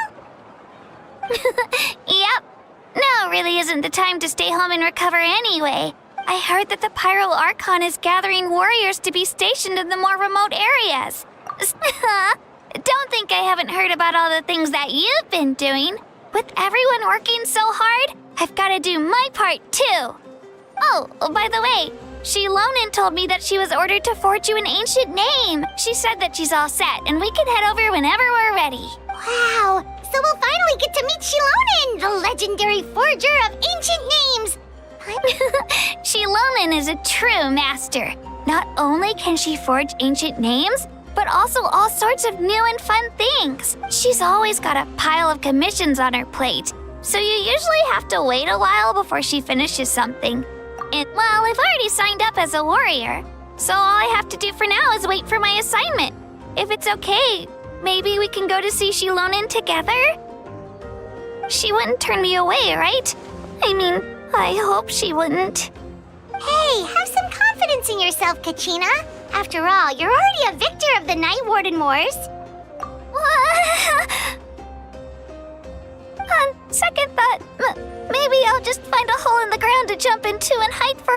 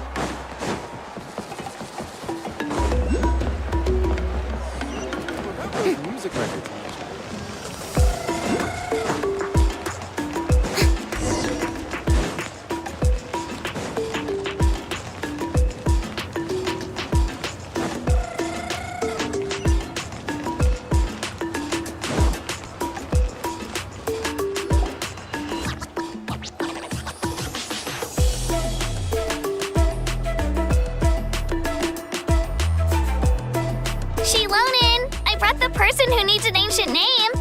She's super amazing, and I've already learned tons of stuff from her. I can vouch that she's really worthy of a hero's name. Ah, yes, so I've heard. So young, and yet you've already got quite the reputation. Wait, are you Outlanders? Yep, we're travelers who just arrived in Natland not too long ago. No, I mean, I was aware that you're travelers. It's just no one told me that you're Outlanders. Huh? You're saying the Pyro Archon didn't tell you? No, the only thing she said is that a new hero had pledged herself to the plan, but we need to forge an ancient name to ensure she'd be able to return safe and sound.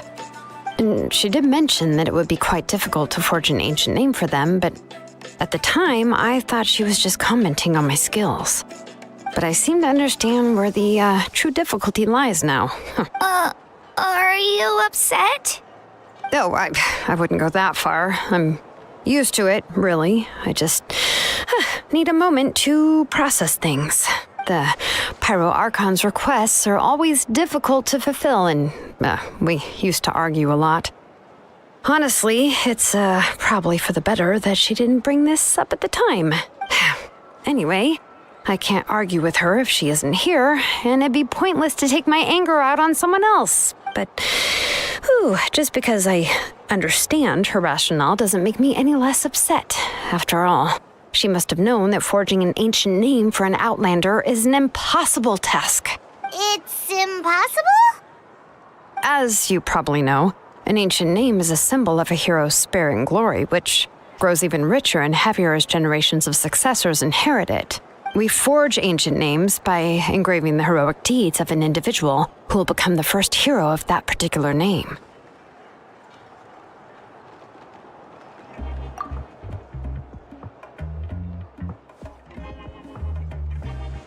But they were all performed outside of Natlan, correct?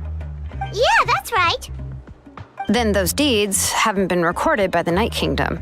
To take it one step further, even if you had performed heroic deeds in Natlan, as an Outlander, your actions still wouldn't have been recorded by our lands. Only memories and experiences that have been acknowledged by the Wyab can be used as a basis for an ancient name.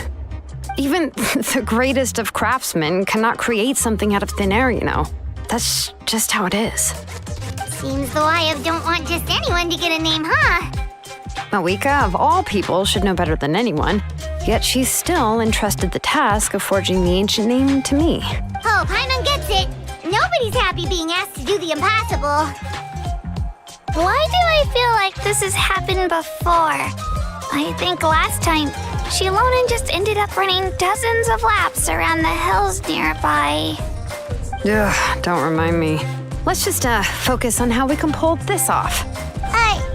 You mean you're already willing to accept the task? Well, what else can I do? What's happened is already done, and it's not like I can outright defy the order of my Archon. If she gave me this order, then she believes the ancient name is an indispensable part of her plan, and that I'll be able to find a way to make it happen. In other words, the order is an affirmation of my abilities. Whoa, not only has she accepted the task, but now she's looking for silver linings? Yeah! Let's see if we can find some special way to pull this off. The key is getting the Wyab to somehow acknowledge the traveler's existence and record her heroic deeds. We heard the voice of a Wyab when we were in the Night Kingdom before. We even had a whole conversation with her. If we can talk to her again, maybe we can figure something out together. Well, every tribe has their own Wyab. How do we know if the one you met is indeed the best one for us to talk to? Plus, considering the unprecedented nature of this situation, I have a feeling that the acknowledgement of one Wyab alone would probably not be enough. I don't know. That requires a level of knowledge that I do not possess. We need to find a consultant who's an expert on all things Night Kingdom and Wyab. The first person who comes to mind is Lali at the Masters of the Nightwind, the one we call Granny Eatstali. Oh, we've heard that name before. We used her Spirit Speaker Stone to find Kachina's ancient name. A person who can make something like that must be pretty impressive. I'm unsure she'd be able to help. Still, she's older now and quite eccentric. It's hard to even book a meeting with her, given that she's constantly holed up in her room and doesn't like to be disturbed. I've heard that to get her help, you have to be extremely patient with her and know how to keep her spirit up. I hate to break it to you, but... Huh. Why is that? I mean, didn't she already help you before? And you even managed to save Kachina. Well, yeah. At the cost of her Spirit Speaker Stone being split into two. Huh? Great going, Mavuika. We're already off to a rocky start here. In that case, I guess your only option is to try to emphasize that this is an important order from the Pyro Archon. Hopefully, Lali would still want to show respect to the Archon. I'll also write you a letter on your behalf. If you can find someone to deliver it and mention some good things about you, then that should help too. Oh, let's ask Kanich to deliver the letter. He understands the whole situation and is already a familiar face to her. Paimon sure hopes a Hal won't interrupt when he's talking, though. All right, Kanich is a seasoned negotiator. I trust that he'll know the best things to say. Great! Then I'll go contact him right now. Please just give me a moment to write the letter, and we can meet up near the Statue of the Seven later. Sounds good. We'll take a stroll in the meantime.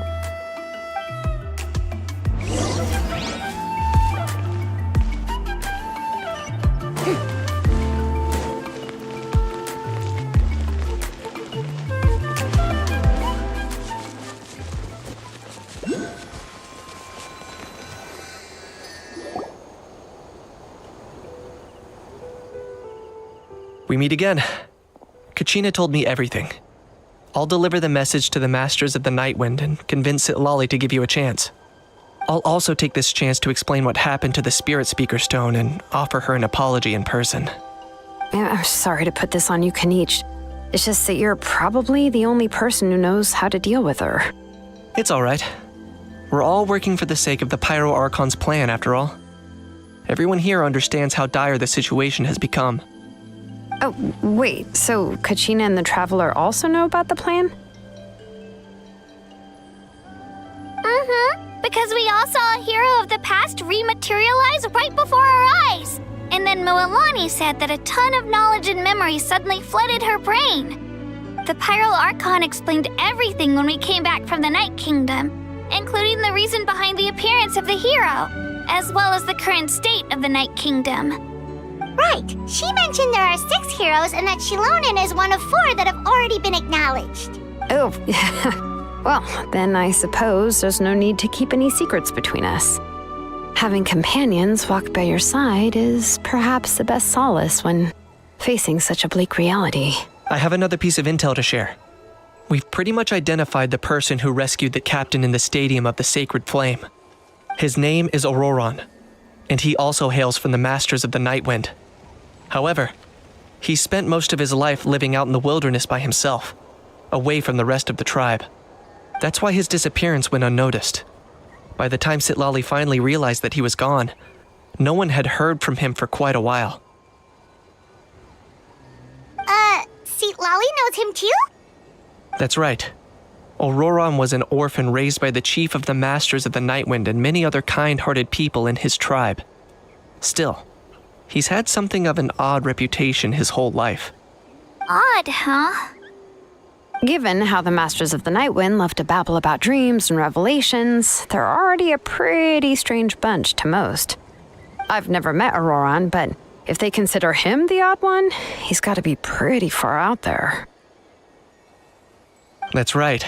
So in that sense, Auroron and Sitlali actually have quite a bit in common, which is why they get along pretty well. Huh. Makes sense.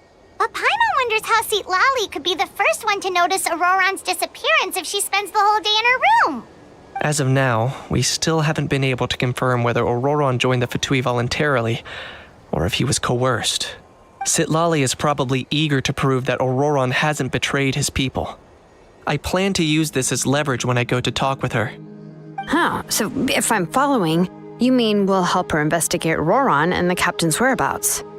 Yes. If you're all on board with the idea, then it becomes a mutually beneficial collaboration, rather than just a one-sided request. Even though I don't think Sitlali is the kind of person to turn down an order from the Pyro Archon, working together with us will help her focus and not get distracted by the whole Auroron situation. Yeah! Plus, we kinda owe her one anyway to make up for breaking the Spirit Speaker Stone. This is a pretty well thought out plan, as expected of Mollypoke Kanich. Then, I'll leave my letter to you. Let's hope Sitlali can meet at the stadium in 2 days. Sure. I'll head out right away. Take care out there, Kanich. I'll be heading back as well. There's still a few things I need to pack. Okay, then let's part ways for now. I'll see you in a couple of days.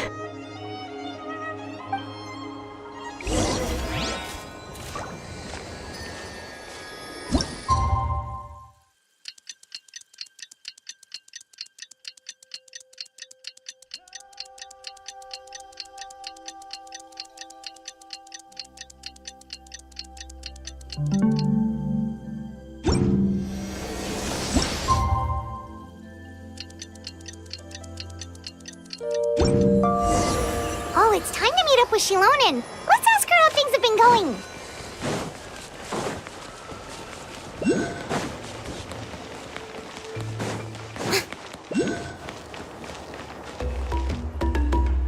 Hey, Shilonen, how's everything going? Oh, hi, Traveler and Paimon. I have bad news. Lolly did not reply to our request, although I suppose I'm not too surprised. Huh? You mean she didn't even bother to give Kenichi a response? Guess she really does have quite the ego then. Yeah, well, she can be also quite eccentric, though she's one of the most gifted people around. Even the Masters of the Night Wind often struggle to work with her. My guess is that she probably has other reasons for not deigning us with a response. But let's go to the stadium and see if we can meet her there. If we do get a chance to talk to her in person, we can still try to work something out. That's true. Let's go!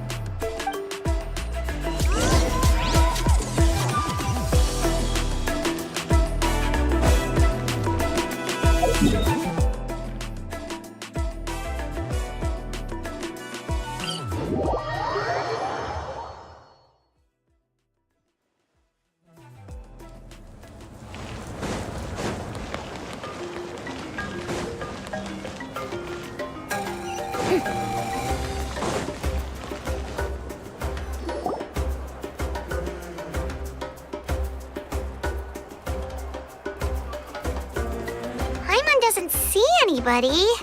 Seems she's just not gonna show up, huh?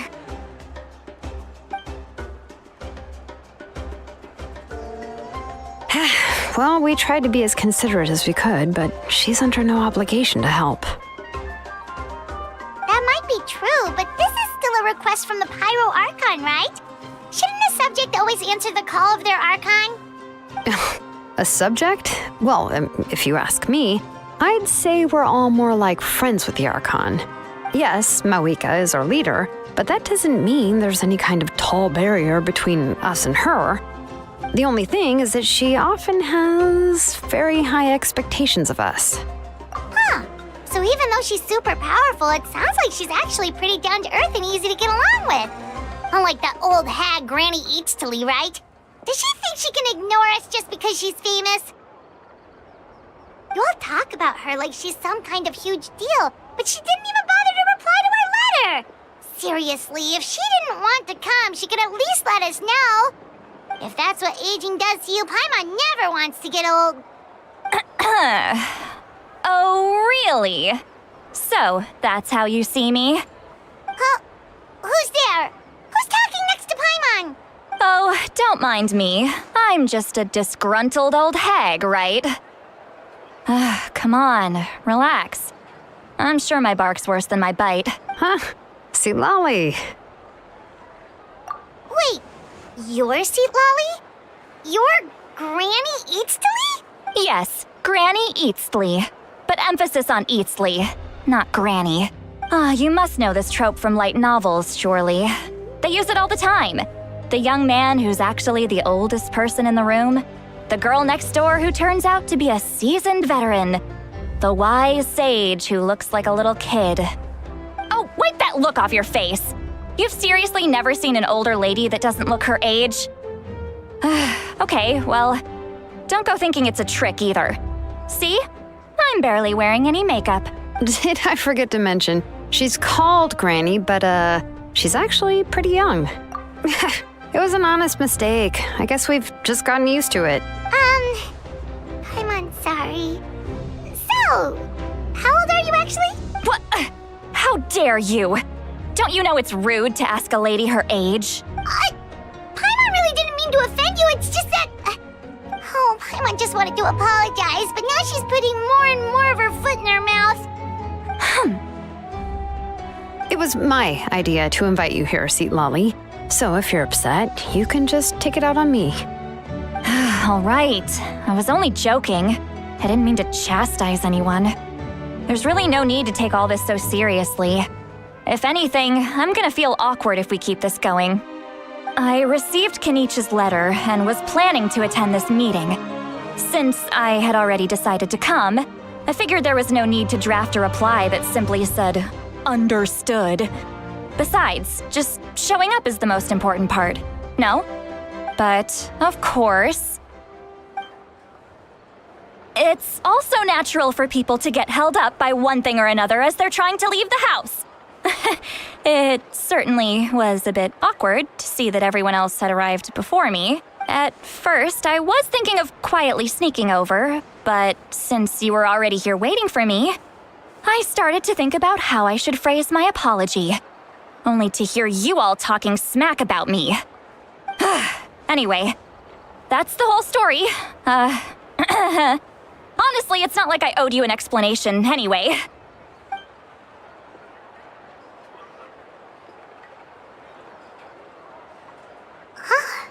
What's with that expression? Was she feeling embarrassed just now?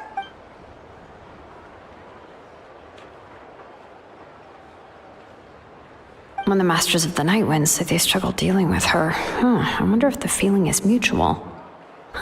She seems to be pretty awkward herself. Everything she does and says seems a little forced. Anyway, Shilonen, I heard that you require my help in crafting an ancient name. Correct. The situation isn't like anything we've handled before. Let me explain. I see. So Mavuika has asked you to forge an ancient name for an Outlander. Well, that would be a first. And you've also heard all about Auroron. I must say, he's always been a good kid. I can't see him joining the Fatui of his own volition. He must have been coerced somehow.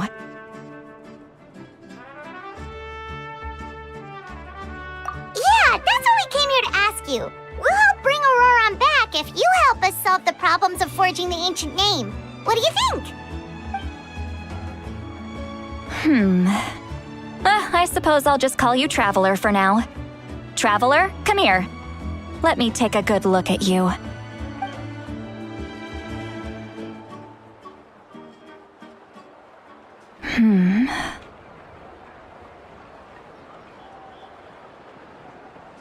Wealth leads to unending conflicts between people. Yet you alone transcend the value of gold. Baleful thunder and wrathful waves bring terror to mortal hearts. Yet again and again, you've braved them to find new worlds.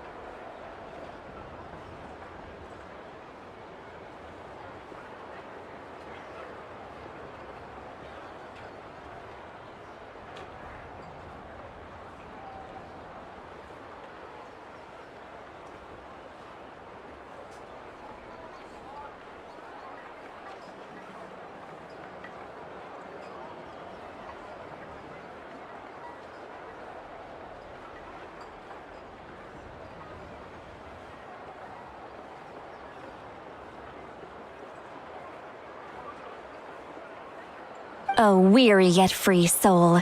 Even the most verdant leaf in the forest We'll pray for your happiness and safe passage. Those are all the things that I could see in you. You've experienced far more than even most mortals could dream of. You possess the heart of a sincere hero, along with the conviction to lift a torch above your head and walk headlong into the night.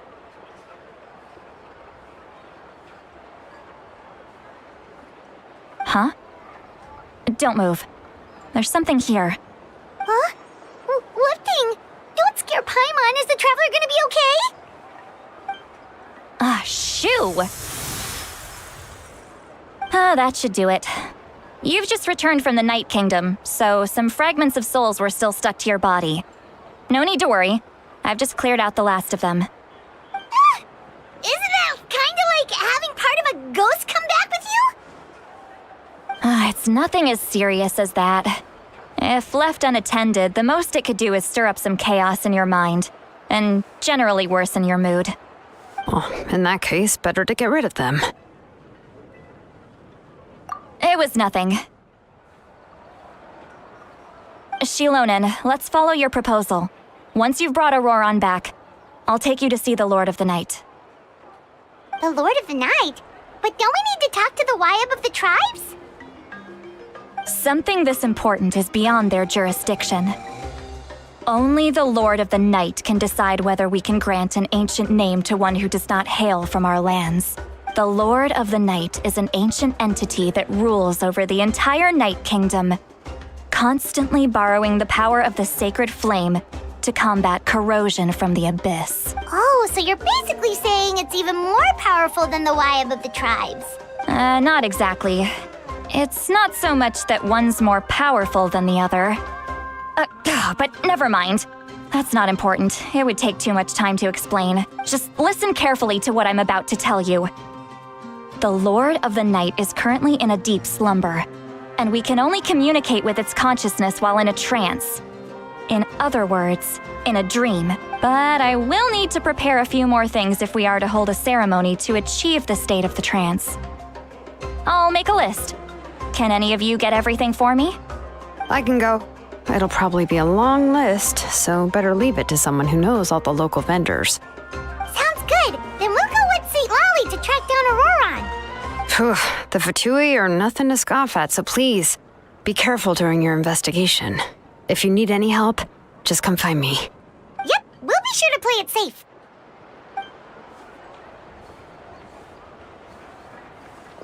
All right, now it's time for us to catch that brat and bring him back. I'm sorry I made you wait earlier. It was actually because I decided to swing by Auroran's place to look for clues. He has always lived alone, and I found a broken jar in his house. There was also something off about his phlogiston aphids, which I assume is because their keeper has been gone for quite some time. And interestingly enough, I saw some slash marks in the house that did not match any of our local weapons. Oh, sounds like the Fatui broke into his house and took him hostage. But why would they kidnap a kid who just spends his days living in the country and raising aphids? He's only in his 20s. What would they want with him? That's not to say that I believe he's totally innocent, of course. Since he's the only one who was kidnapped out of everyone in Natlan, he must have done something to attract their attention.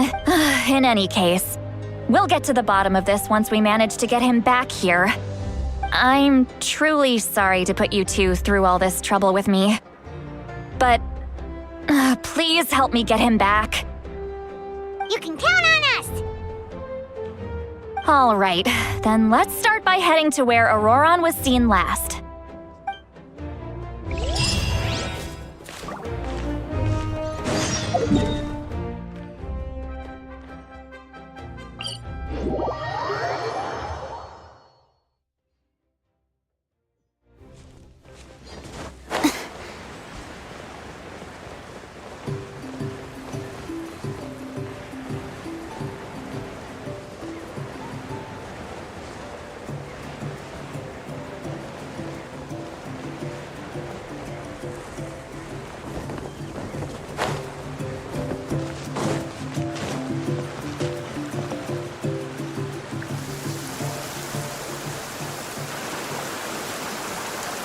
This is the spot.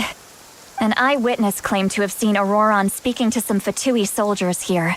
I don't know how much you're willing to believe me, but Auroron really is a good kid. I see no reason why he'd suddenly get involved with a Fatui. I'm convinced that what the witnesses saw was actually the Fatui coercing him, or perhaps trying to extract information. However, I doubt anyone would believe me, given there are no signs of a fight. Didn't Kanich say that she's a big name in Natlan? Feels kinda weird to see her so frustrated and helpless like this. Auroron? Well, he was left at the side of the road as an infant, and the people of the tribe took him in. You could say that everyone had a hand in raising him. He learned a lot from us, and once he reached adulthood, he built himself a house out in the countryside. He spends most of his days growing vegetables and raising aphids, living off of what he harvests from the garden. He's always been such a good kid. He would even get his friends to deliver whole bags of fresh produce to my place. Oh well, let's keep looking. He can answer all of our questions once we find him. He's been raising phlogiston aphids for a long time, and since they were disturbed, they secreted a special type of phlogiston. We can use that substance to track his movements. Let's follow the phlogiston trail. Huh? What trail? Paimon doesn't see anything. Oh, right. I forgot your eyes don't naturally perceive such things. Here, give me your hand.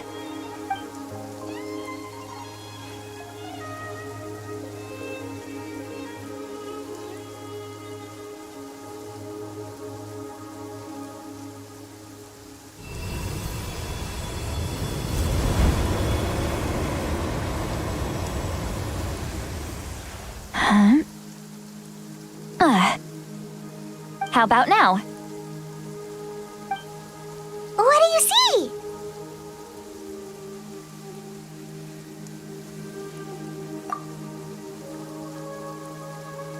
Whoa, Paimon can see it now too! That's right. I used a spell to temporarily transfer a portion of my senses to you. For a short while, you'll be able to see the phlogiston too. Wow, you can even share your senses with us?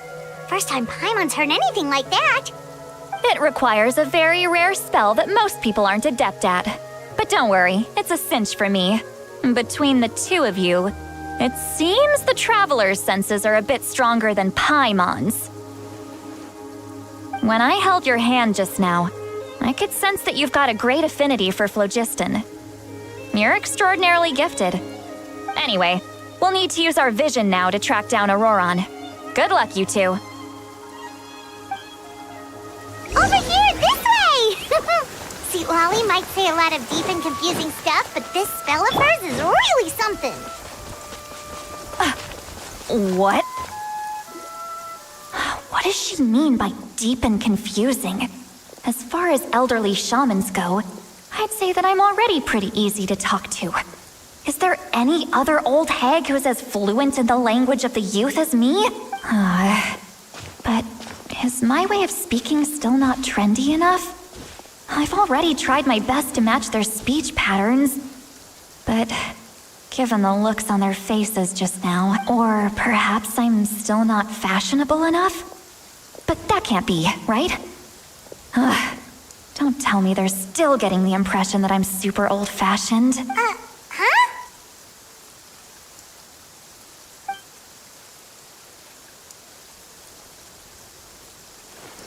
Was that Seat Lolly's voice?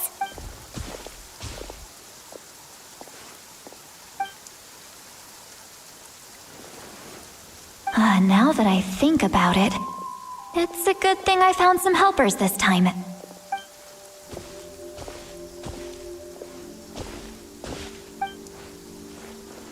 Oh? They appear to be feeling quite confident. Looks like our work will go smoothly.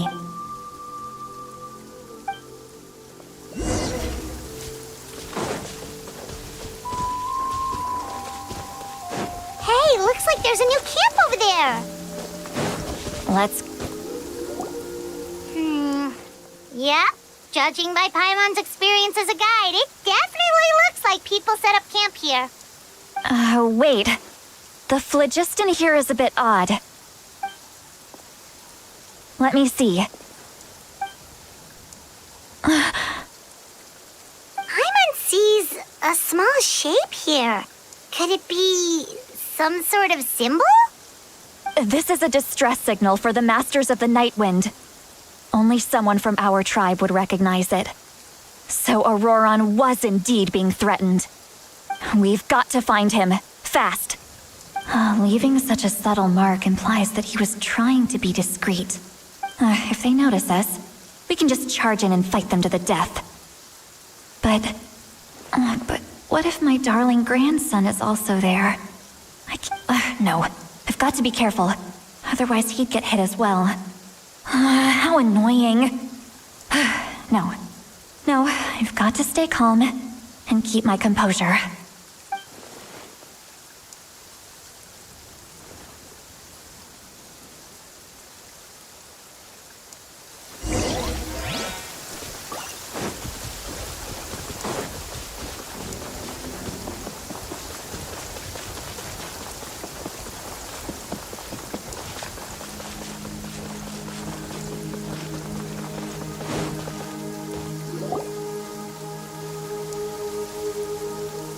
There are traces of people staying here too. Wait a second. The phlogiston around here is jumbled up.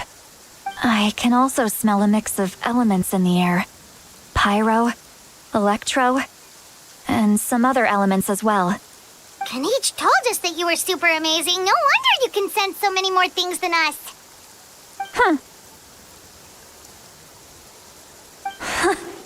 It's about time that little brat said something nice about me. There are signs of a struggle here. Judging from what's left on the scene, there must have been a fight. But after that, the factions seem to have gone their separate ways. Both the phlogiston and the elemental traces in the air support that.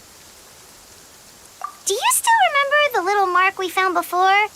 Paimon's thinking, what if Auroron wanted to leave another distress signal, but was caught by the Fatui?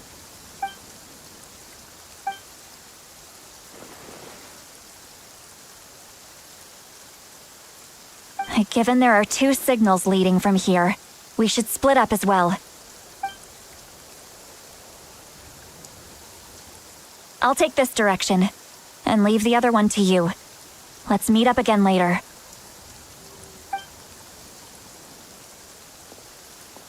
Auroron, what the heck were you doing? It's one thing to trouble me, but now I had to bring other people into this as well. And off she goes. Traveler, did you hear all of that as well? Once Seatlolly left, that voice went away as well. Paimon, so you were thinking the same thing. Paimon also thought that if we could hear what she was thinking, then she could probably also hear what we were thinking in our heads. She did say that she was quite adept at this spell, and it doesn't sound like she's had any trouble with it in the past.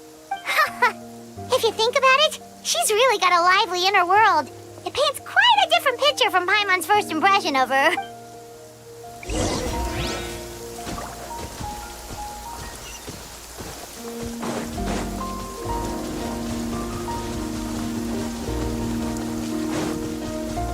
Paimon sees some traces here. Let's follow them and see if we can find anything up ahead.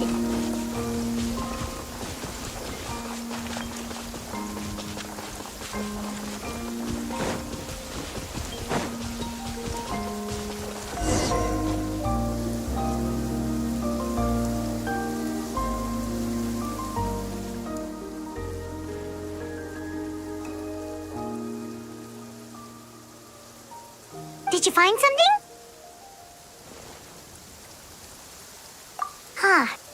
So we can't tell where Auroron might have gone from here. That's weird. The phlogiston trail suddenly stops. We can't make anything of these footprints either. But he can't have just evaporated into thin air, right? We know he wasn't alone. He had all those Fatui with him. So, you can hear the sounds of the wind from beneath the earth.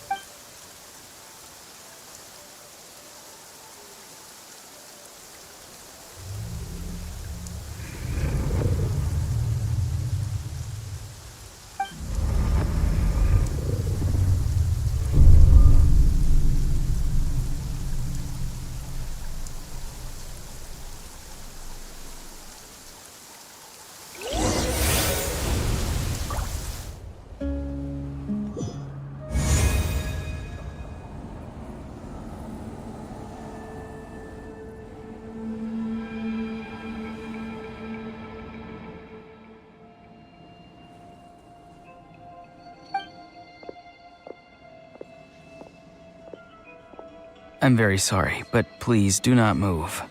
I have no desire to hurt you. I apologize that our first meeting has to take place like this. It's just that you're much like one of those animals with ears that perk up as soon as it senses danger in their environment. And given your combat proficiency, I would not have been able to gain an advantage over you if you were anywhere else in the world. However, you're now in the Night Kingdom, a familiar domain to the masters of the Night Wind. Hello, traveler. I'm Auroron, the one you've been searching for. Ah, the Fatui's custody. I see. So even Granny has told you that I was coerced by the Fatui. I'm afraid you've been brought here by a lie, like a false omen in the lingering smoke. My friend and I only left those traces to lure you here. Deceiving you was never our true intent, however. It was simply the fastest and most feasible way for us to set up a meeting. Greetings, traveler from afar. Be careful with this traveler. Her soul is temporarily restrained by us, and it appears to have become more fragile in the process. It's taking all my concentration to hold on to her.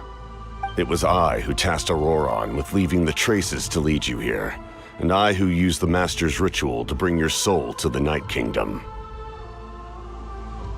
I've heard much about you from the past encounters you've had with my colleagues. Given the present situation in Natlan, I would like to sincerely request a formal meeting with you, in person. I will use the opportunity to explain my goals and motivations to you, as well as why I mistrust Mavuika, the Pyro Archon. I believe there is little reason for you to blindly follow her plan. If you would like to hear our intel, then find us to the east of the stadium. But remember, not a word of this to anyone. I would like to avoid any further conflict. You will see me again once you return to reality. No matter what I say, please, help me keep this a secret. This is all to avoid dragging Granny into this conflict.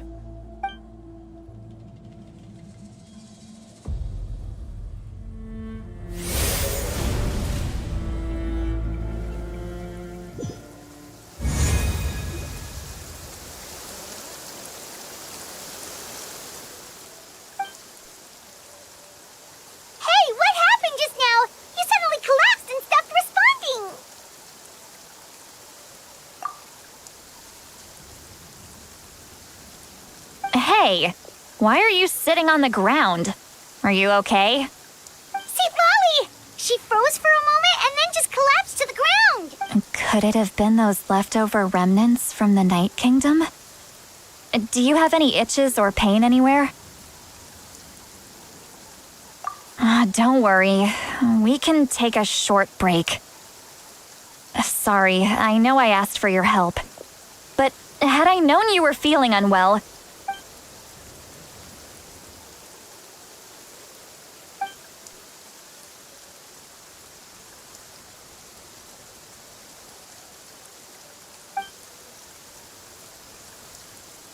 if you're feeling sick, you should just say so. See, Lolly should be able to, exorcise any ghosts or weird stuff that you picked up in the Night Kingdom. A seasoned traveler must know the importance of not pushing yourself beyond your limit. If you need anything from me, just say the word. In any case, let's take a bit more time to rest now.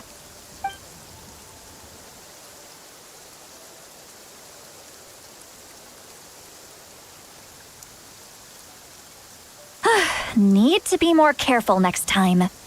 Feeling better yet, traveler? All right, let's get ready.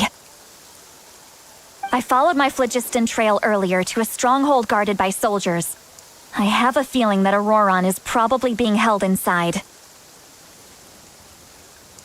Oh, so it's close by. Then let's head over right away.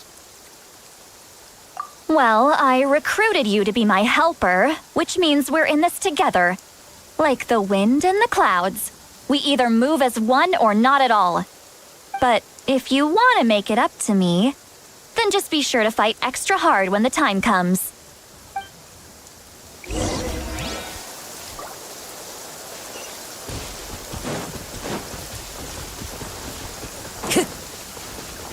Time to go.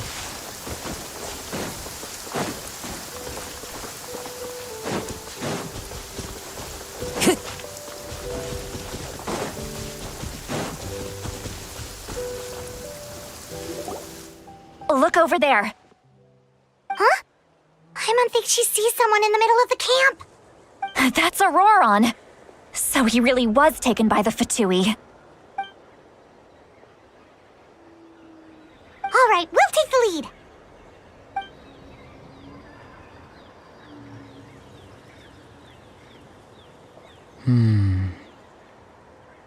Hey, quit daydreaming. Don't you have work to do? I cannot see the sun. What? Without the sun, I cannot see the truth. You are currently blocking the light, so I must beseech you to move. Huh? Okay, Mr. Philosopher. That's enough mumbo-jumbo. Wow. I'm going to rip that guy's head right off. See, Lolly's struggling to control her temper now. Are you ready? Let's go, kid. On my count. 3, 2, 1! Still trying to resist? You've got no idea who you're up against. Escape.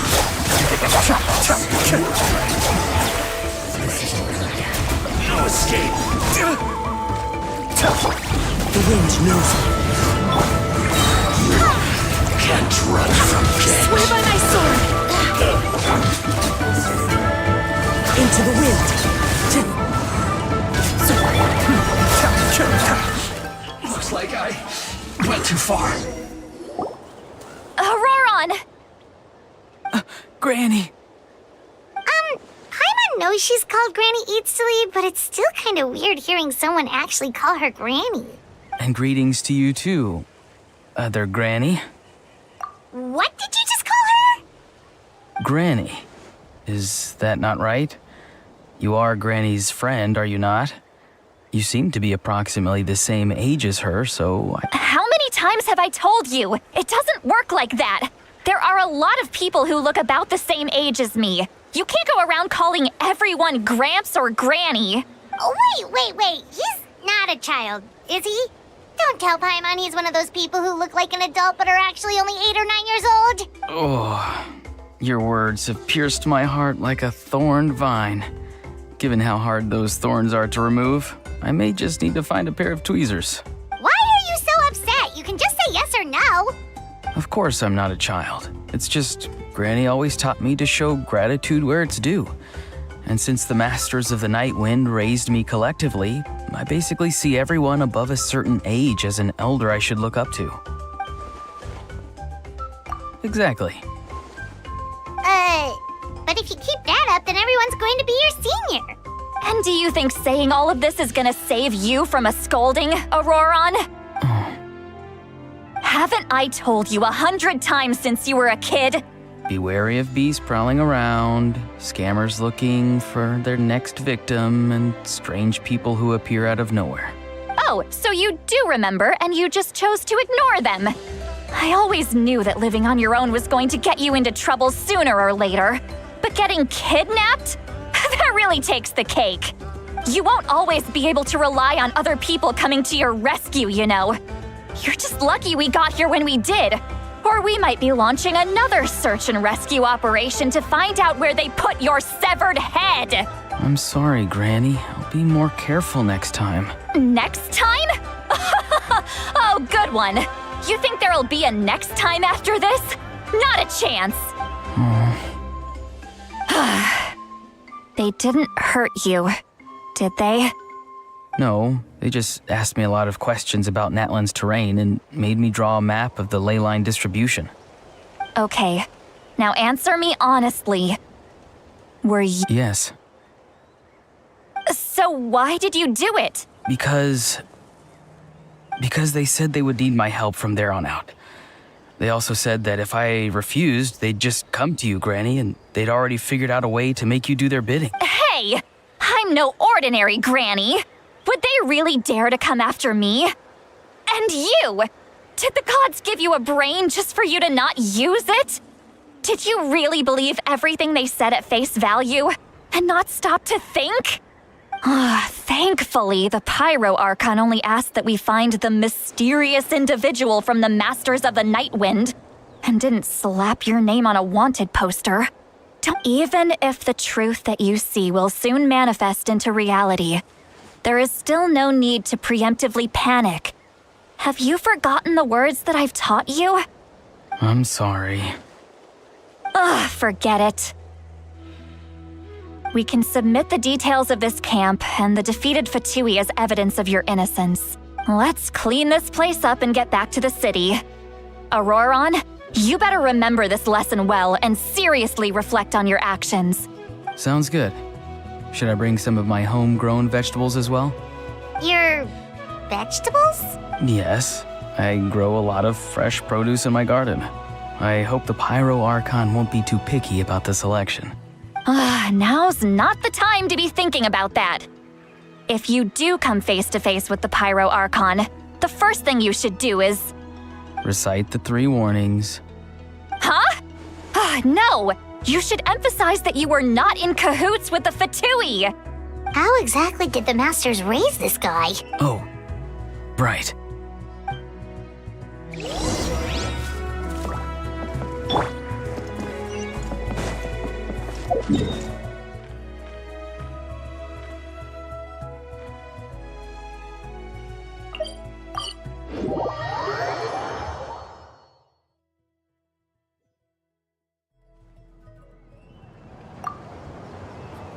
I see. So Auroron came to the captain's rescue because he promised to help him in exchange for Citlali's safety. That's right. I'm sorry. Now that you know Auroron was only trying to protect another member of his tribe, We'll give her a full report. We'll let you know once she's reached a decision. Will I need to stay here? Technically, yes. But if Miss Citlali is willing to serve as your guarantor, then we can release you from custody. Sure. I'd be happy to do that. I don't have any more time to waste here. I still have other things to do. Understood. Thank you very much. Mr. Auroron, please report back to the Speaker's chamber as soon as you've received notice of the Archon's decision. I understand. Thank you. And thank you too, Granny. Well, at least you won't need to hide your face anymore. Traveler, Paimon, thank you very much for your help. And don't worry, I haven't forgotten about my side of the deal. Once Auroron is settled, I'll go talk to Shilonen and get started on forging an ancient name for you. Oh, thank you! You scratch my back, I scratch yours. It's as good as done. You can just go twiddle your thumbs or something while you wait for the good news. Come with me, Auroron. We've got to find you a place to stay for the night. Goodbye, Other Granny.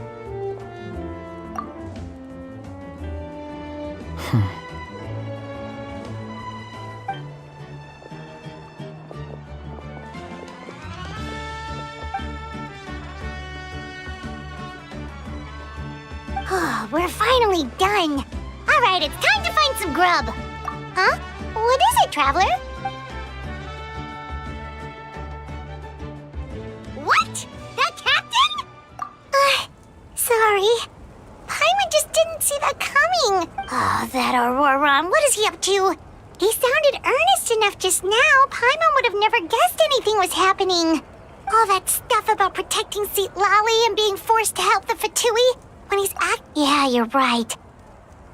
Still, Paimon appreciates you telling her about this. Paimon will support your choice no matter what, so if you want to go, we can go together.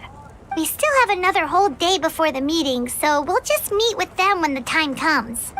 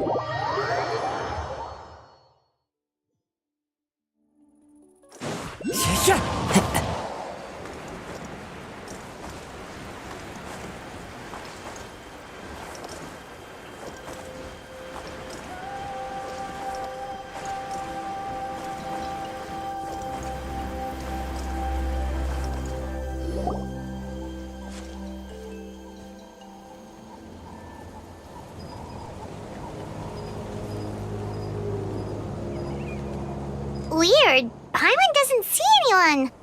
Oh, please don't let this be a trap.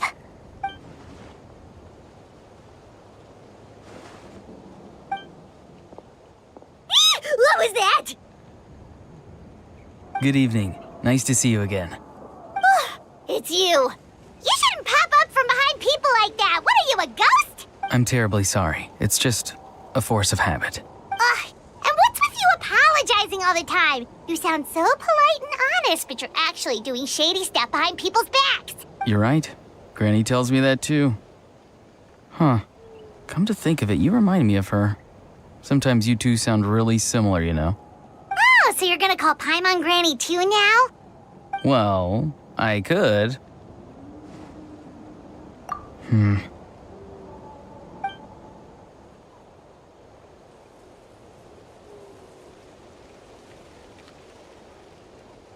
It's all clear. Over to you. Excellent. The fact that you showed up proves that I was right about your character. Yet, there's been a lot of talk about you. Child told me that you're passionate about the unknown and willing to take risks. Rather than facing you as an enemy, I would much prefer to bring you to my side. If we allow the current state of things to continue, we will inevitably clash. And that's a scenario that I'd very much like to avoid. I've long heard of your exploits across the nations. Though you have crossed swords with my colleagues many times, I know that you are by no means an unreasonable person. And once you've learned the truth that the Pyro Archon Mavuika would never willingly share with you, you may just find it in your heart to consider my proposal. I assume you've already been informed of the Pyro Archon's plan. In order to defeat the Abyss and save Natlan, she still needs 2 more heroes to appear. Wait, how did you know that? Never mind. Guess that's not important now. I've long kept a close eye on her plan. To be frank, it's an exceedingly risky plan. Will the heroes really appear? And even if they come to her, will their power be enough to drive the Abyss back? If any part of the plan goes awry, all of Natlan, even all of Teyvat, will pay for her mistakes. Now, you may have been led to believe that this is the only plan available to her. But what if I told you she's had another emergency plan all along, the details of which she has chosen to keep hidden from you? An emergency plan? Yes. A way to keep Natlan intact, even if her original plan fails. But given the painful cost of its execution, she has chosen to keep it as a mere backup plan. Whether this stems from hesitation, fear, or even naivete, I cannot say. But Natlan cannot afford to wait until she comes to her senses. My fear is that given the enormity of the decision, she will be reluctant to confront the dire reality we face until it is too late. There will be no time left to execute the backup plan. We have to make the decision for her, here and now. Yeah, do you have any evidence for all this? Just telling us a bunch of scary stuff isn't enough, you know. Besides, wasn't it you who tried to seize the Gnosis for the Tsaritsa's plan? I knew you'd be clever enough to see. That's right. I did not seek the Gnosis for the Tsaritsa. Since I was defeated in battle, I must put to rest my thoughts about the Gnosis. But even so, my desire to save Natlan remains unchanged, and now, I have found a new way to solve the crisis. We can implement it immediately if we reach an agreement. Someone's here. Huh? The captain disappeared! Something is rapidly approaching. Something? Bad news, chump! It's your granny! See, Lolly? When did you get here? I knew something was amiss after we were separated. Hidden ceremonial tools, an unconscious traveler. I must say, I'm very curious about what you're up to. How dare you go behind our backs like this, Auroron? Colluding with the Fatui? Really? Oh, here we go again. Cat got your tongue, huh? You really think you can avoid a scolding just by staying quiet? I'm not trying to avoid anything. Oh, and now you're talking back. Well, go on then. Explain yourself. What the heck are you up to? I'm sorry, Granny. I feel so guilty. You! That's it! Where are my tools? I swear if I don't teach you a lesson right here and now, I'll... Wait, Lolly! Please, calm down. We, still learned a lot of info, didn't we? Like the fact that the captain isn't trying to seize the Gnosis anymore. So, maybe just save the scolding for later, okay? Listen well, Auroron. You're only getting out of this now because of the Traveler's plea. This isn't over. You hear me? You're right, Traveler. Let's go. We can discuss this more back in the city. You two keep an eye on Auroron for me, okay?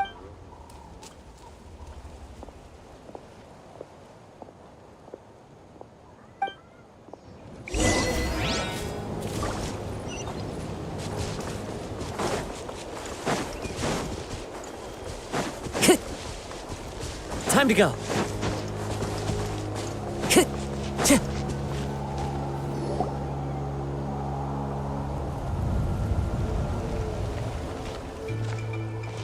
In all my years, I've never had a child cause me so much grief.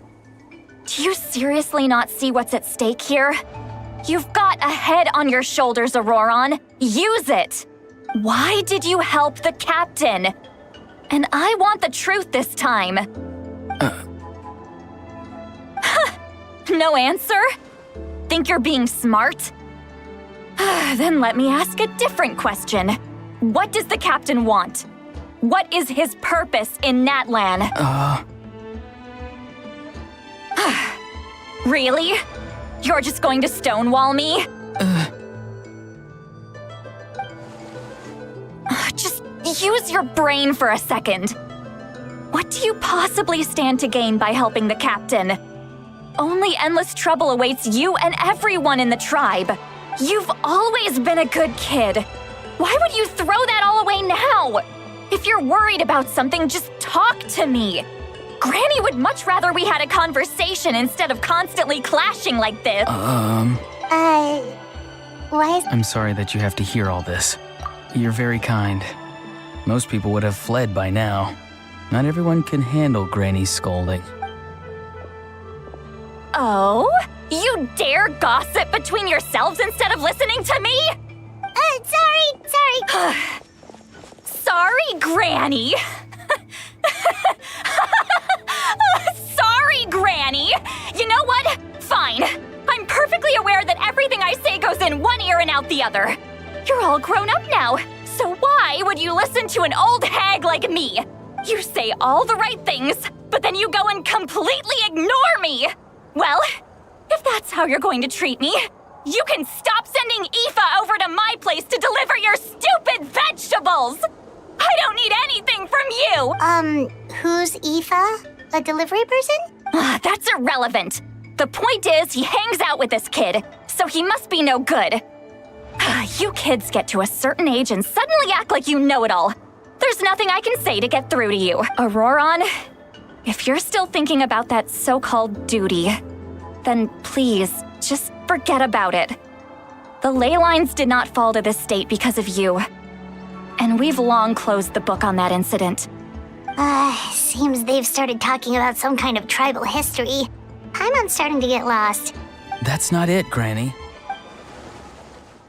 I know you tend to get down on yourself when you're upset, but I can tell I really hurt you this time. All I can say is I'm sorry. His voice. Auroron!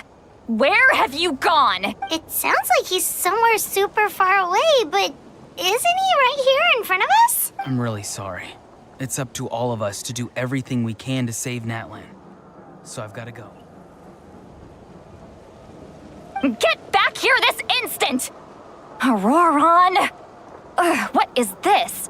What just happened? How was he able to suddenly get so far away like that?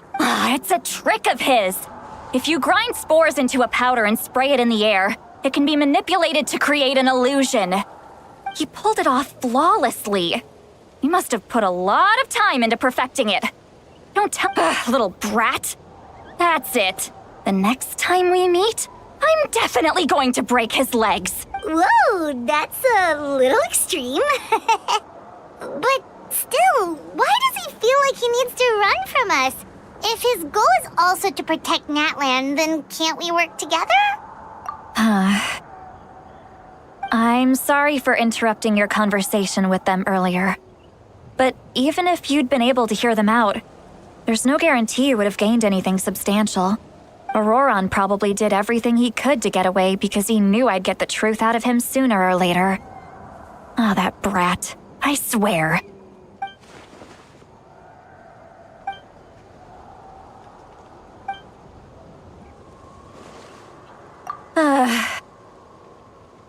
We've got quite a long walk back to the city. Let's take our time. It'll give me a moment to figure out how to explain all this.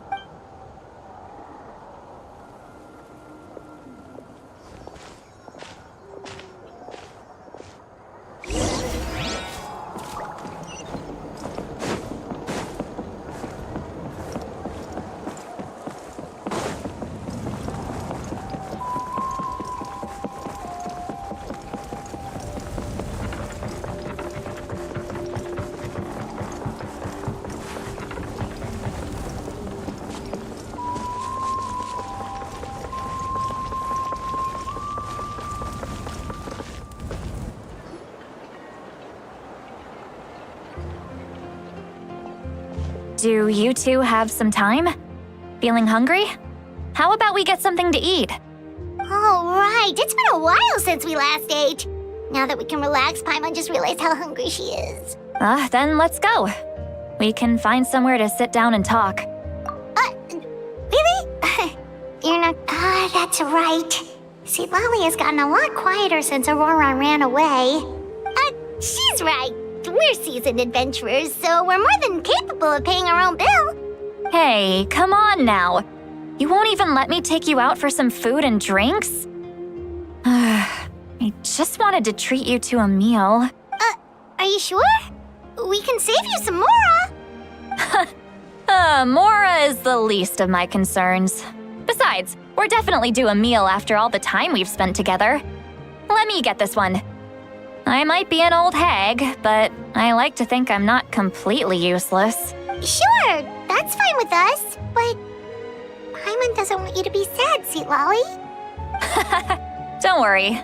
I'm sure a juicy grilled steak will work wonders.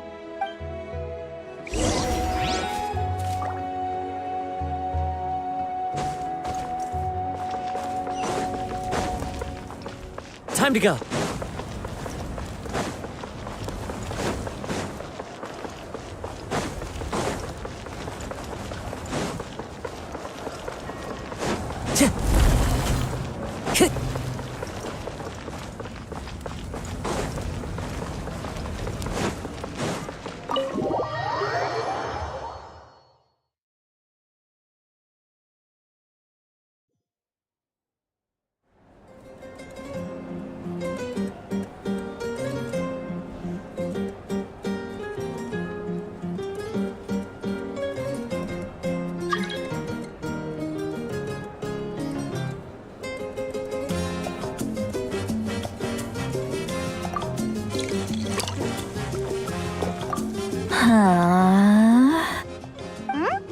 What are you looking at? Do you see two people standing by the door?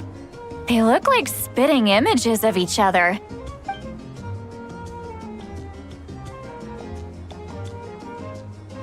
But Paimon only sees one person there. Huh? How could that be? I guess my mind isn't as sharp as it used to be. Give me another bottle, boss! Do you think she's drunk? There you go, miss. Oh my, it's not every day you get to see Granny Itzley here with some friends. Not to mention ones who've made a huge name for themselves recently. Oh, so you've heard of us? Of course I have. Aren't you the ones who saved Kachina and brought her back? No wonder you hit it off with Granny Sidlali. She wouldn't spend time with just anybody, you know. I don't even remember the last time I saw her with a new friend. Wait, so you call her Granny too? Well, given our ages, it'd probably be more accurate for me to call her my great-great-granny. She's one of the most famous people at the Masters of the Nightwind. Most days, hardly anyone even dares talk to her. Huh? Gossiping about me right in front of my face now, are you? Oh, please, Granny, I wouldn't dare. I'm just beyond happy to see you bring over some new friends. After all, any friends of our regulars are sure to be great customers too. All right, that's enough. Go on now. I'm sure the other customers would like to talk to you as well. There's no need to keep staring at me. I promise I'll keep my alcohol down until I leave. Well then, you have my thanks.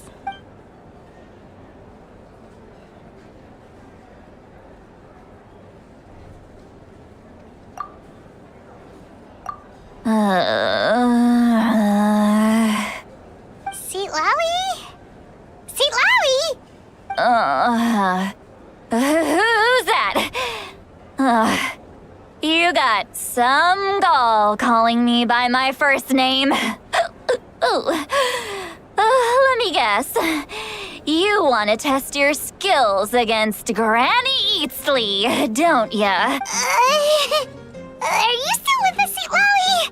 You're kinda talking to You chumps come around here, picking fights with me? Well, you know what happens next. You lose, and then run off home to tell everyone about how I'm this big scary bully. It's always the same story. You brats start it, I finish it, and then I end up with the reputation of being some kind of terrible monster among the shamans. I mean, come on. Monster? Me? Really?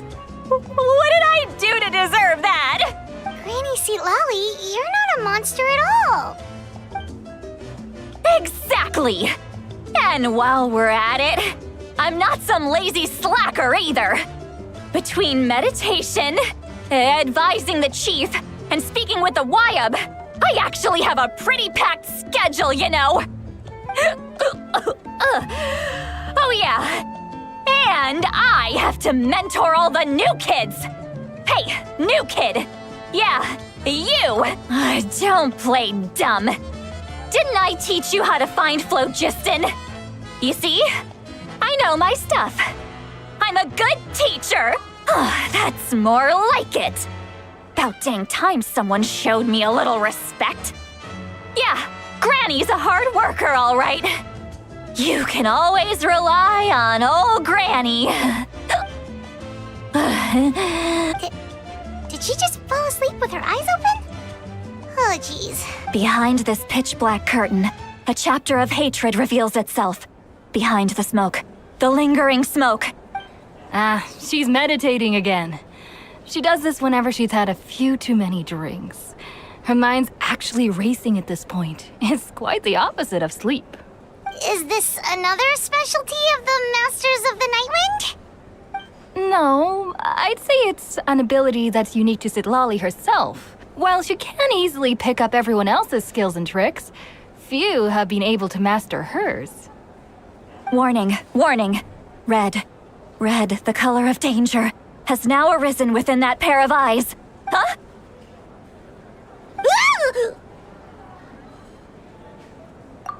Traveler? Paimon? What's wrong?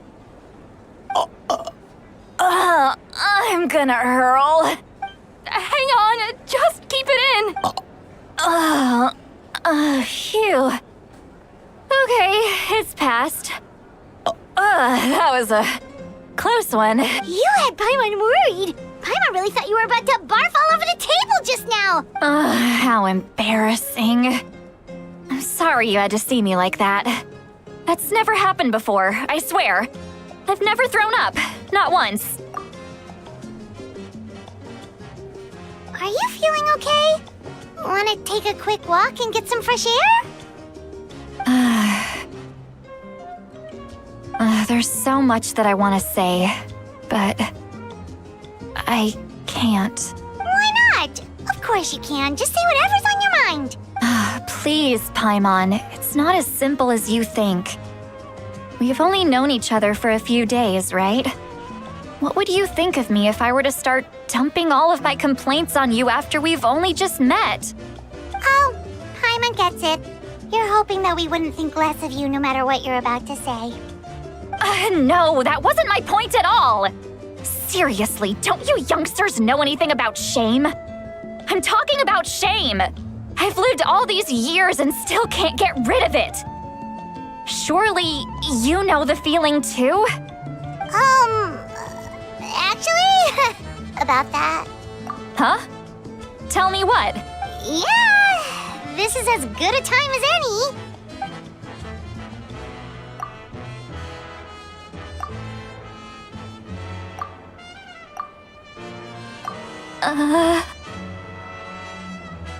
So, you heard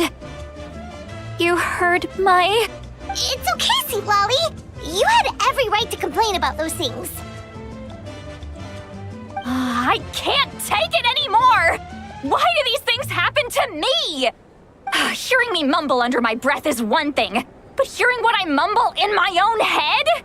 That's too much. It's just like when you're rolling on the floor in your pajamas, but you forget to lock the door, and someone bursts in to deliver cabbages and sees the whole thing. So that, happens to you a lot.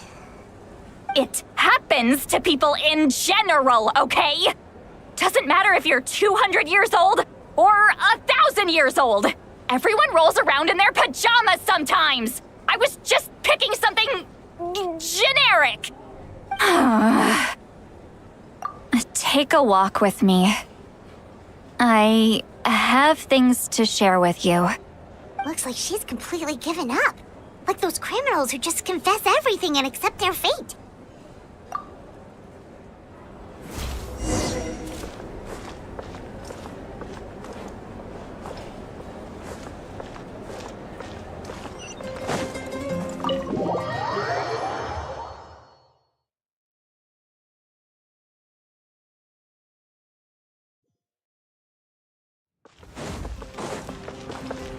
Time to go.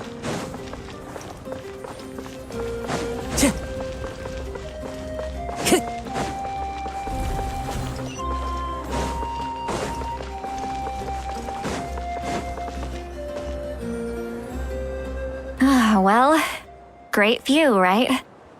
I love coming here by myself. Wow, it's beautiful! You're making me want to cry. Oh no, what do we do? Please don't cry! I was an expression, okay? A figure of speech. I'm just... embarrassed. Here you are thanking me. Even after you helped me all this time. Let's just have a casual conversation. It's easiest that way. Really? You don't seem like the kind of person who keeps things casual. Well, I guess I used to be more of a stickler for the rules. And you're right, I don't usually open up to the people of my tribe like this. I'm just an eccentric old hag to them. That story's been passed down so long, it might as well be true. But you're just a regular person. The kids of my tribe would have a heart attack if they heard you say that. Granny Eatsley is a powerful figure. Be careful around her. That's what they'd say. Well, you are powerful. Are they afraid of you? Some are. Others are mad I always come out on top. A few decades like that, and people stop knowing how to deal with you. What about you? Are you scared of me? We don't find you scary at all. Huh. That's because you're not from my tribe. You don't know how many delusions of grandeur I've destroyed just by existing. I make people realize that no matter how hard they work, they'll never become a living legend like me. Oh, Not to brag or anything. Maybe it's hard to believe. Just pretend I never said anything. We believe you. Shilonen has full faith in your abilities, and Auroran didn't seem scared of you. He thinks of you as his granny, right? Yes, but Auroran's a special case. Mavuika already told you about her plan. And you've given so much help to Auroran and me. You deserve to learn the full truth. Auroran's not like other people. As I mentioned, he was abandoned as a child. The reason being, his soul is incomplete. The Masters of the Nightwind view this as a bad omen, capable of bringing about illness and misfortune. No one knows who his parents were. He was just left on a rock in the wilderness. It's a miracle he wasn't devoured by some wild beast. The Masters of the Nightwind believe they can see human souls. And in Auroran's incomplete soul, they saw a possibility for Natlan. A possibility to turn Auroran into a vessel for lost souls. The ceremony would allow lost souls to gather within him. Auroran would then be sent to the Night Kingdom to return the souls to their rightful place, strengthening the ley lines and completing the ceremony. Wait, that doesn't sound right. Now you see the problem. When damage occurs to the Night Kingdom, the souls held within disperse and remain adrift, unable to find a way back to the ley lines. This loss of souls damages the Night Kingdom even further. The ceremony can send back countless souls at once, which would benefit the Night Kingdom and the souls themselves. Of course, the vessel, Auroran, would be sacrificed in the process. I wasn't surprised the chief at the time came up with the plan. The ley lines were already in a terrible state. A suitable candidate for the ceremony appears, and now you have the chance to make things better. Of course you're going to take it. When the chief asked for my opinion, I didn't give my approval, but I didn't object either. So they went ahead with the ceremony. It failed, and Auroran escaped with his life. Pathetic, isn't it? By not objecting, I basically gave them the go-ahead. Maybe they didn't have my explicit approval, but it's not like I did the right thing. If the ceremony was successful, Auroran would probably be dead. Of course, in my tribe, death is rarely something to fear. But what kind of message would we be sending by sentencing a newborn to death? By using a human life as a tool? It's not right. So, when I learned the ceremony had failed, I was ashamed by my inaction, and absolutely relieved by the result. The plan was never a secret. Or, I guess I should say, there was no point to keeping it a secret. A simple investigation from Auroran would reveal everything. Everyone thought he would be happy he survived. And he never really said anything to the contrary. But just as I was about to put all of it behind me, he asks this question. Would Natlan have been saved if the ceremony succeeded? Wait, but it's not his fault. He knows that, but he still feels guilty. Auroran has a strong ability to perceive souls, more than any of us. He understands just how dire the situation with ley lines has become. Maybe he chose to work with the Fatui because he still thinks he owes a debt to Natlan. I can only imagine what they told him. Traveler, didn't the captain say he found a way to solve the crisis? Maybe that's what brought Auroran into this. Anyway, we can't just let things go on like this. We have to convince him to come back. You don't look so good, Sweet Lolly. Maybe you should head back and get some sleep. Probably drank too much. It's okay. The fresh air is doing me good.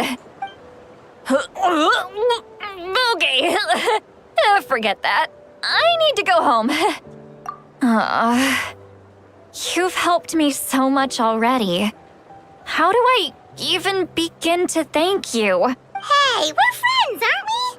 Besides, you already said you owe us a favor, so you don't need to worry about us. Good point. Well, I'll go home and get some sleep. We can figure out our next move in the morning.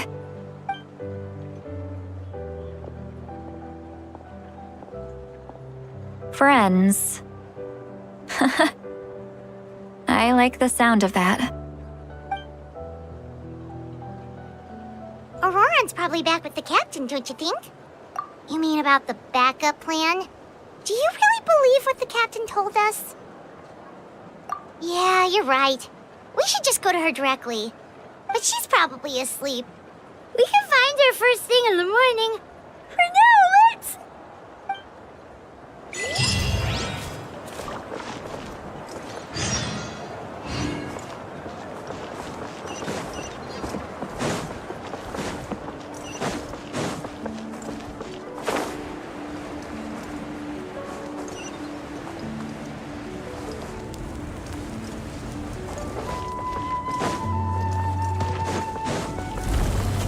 Time to go.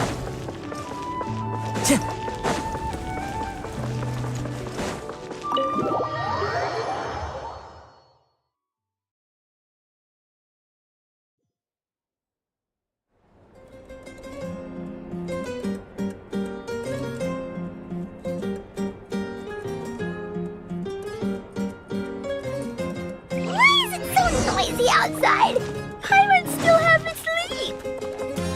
Well, guess we should see what's going on.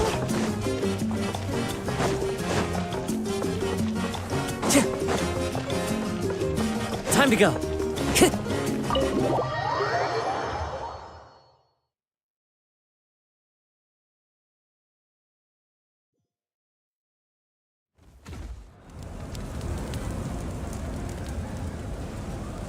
You're already here. I was just about to come get you. Wow, you're up early. That's impressive, especially after all the drinking last night. Let's not bring up last night.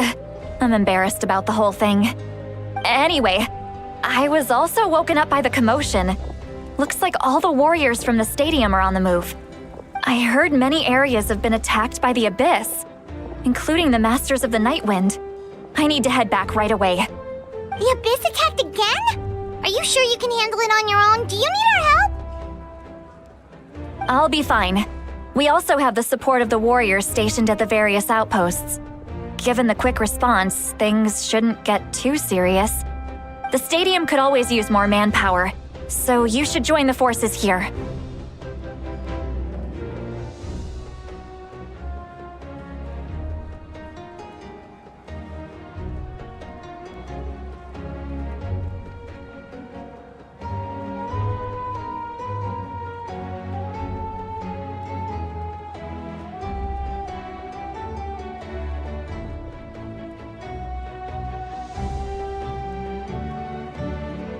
I'm done making excuses for him. He's not a child anymore. He needs to take responsibility for his actions. I was the one who vouched for him, so I need to report back to the Speaker's chamber. I'll accept however they choose to handle the situation. But I should be able to convince them to let me go back to my tribe first to deal with the attack. As for the ancient name, once we handle this crisis, I'll talk to Shilonen right away. Don't worry. I never forget a promise to a friend. Thank you. All right, I need to start heading back. She left in a hurry. The situation must be really serious. Looks like a lot of people are heading to the stadium. Let's see what's going on.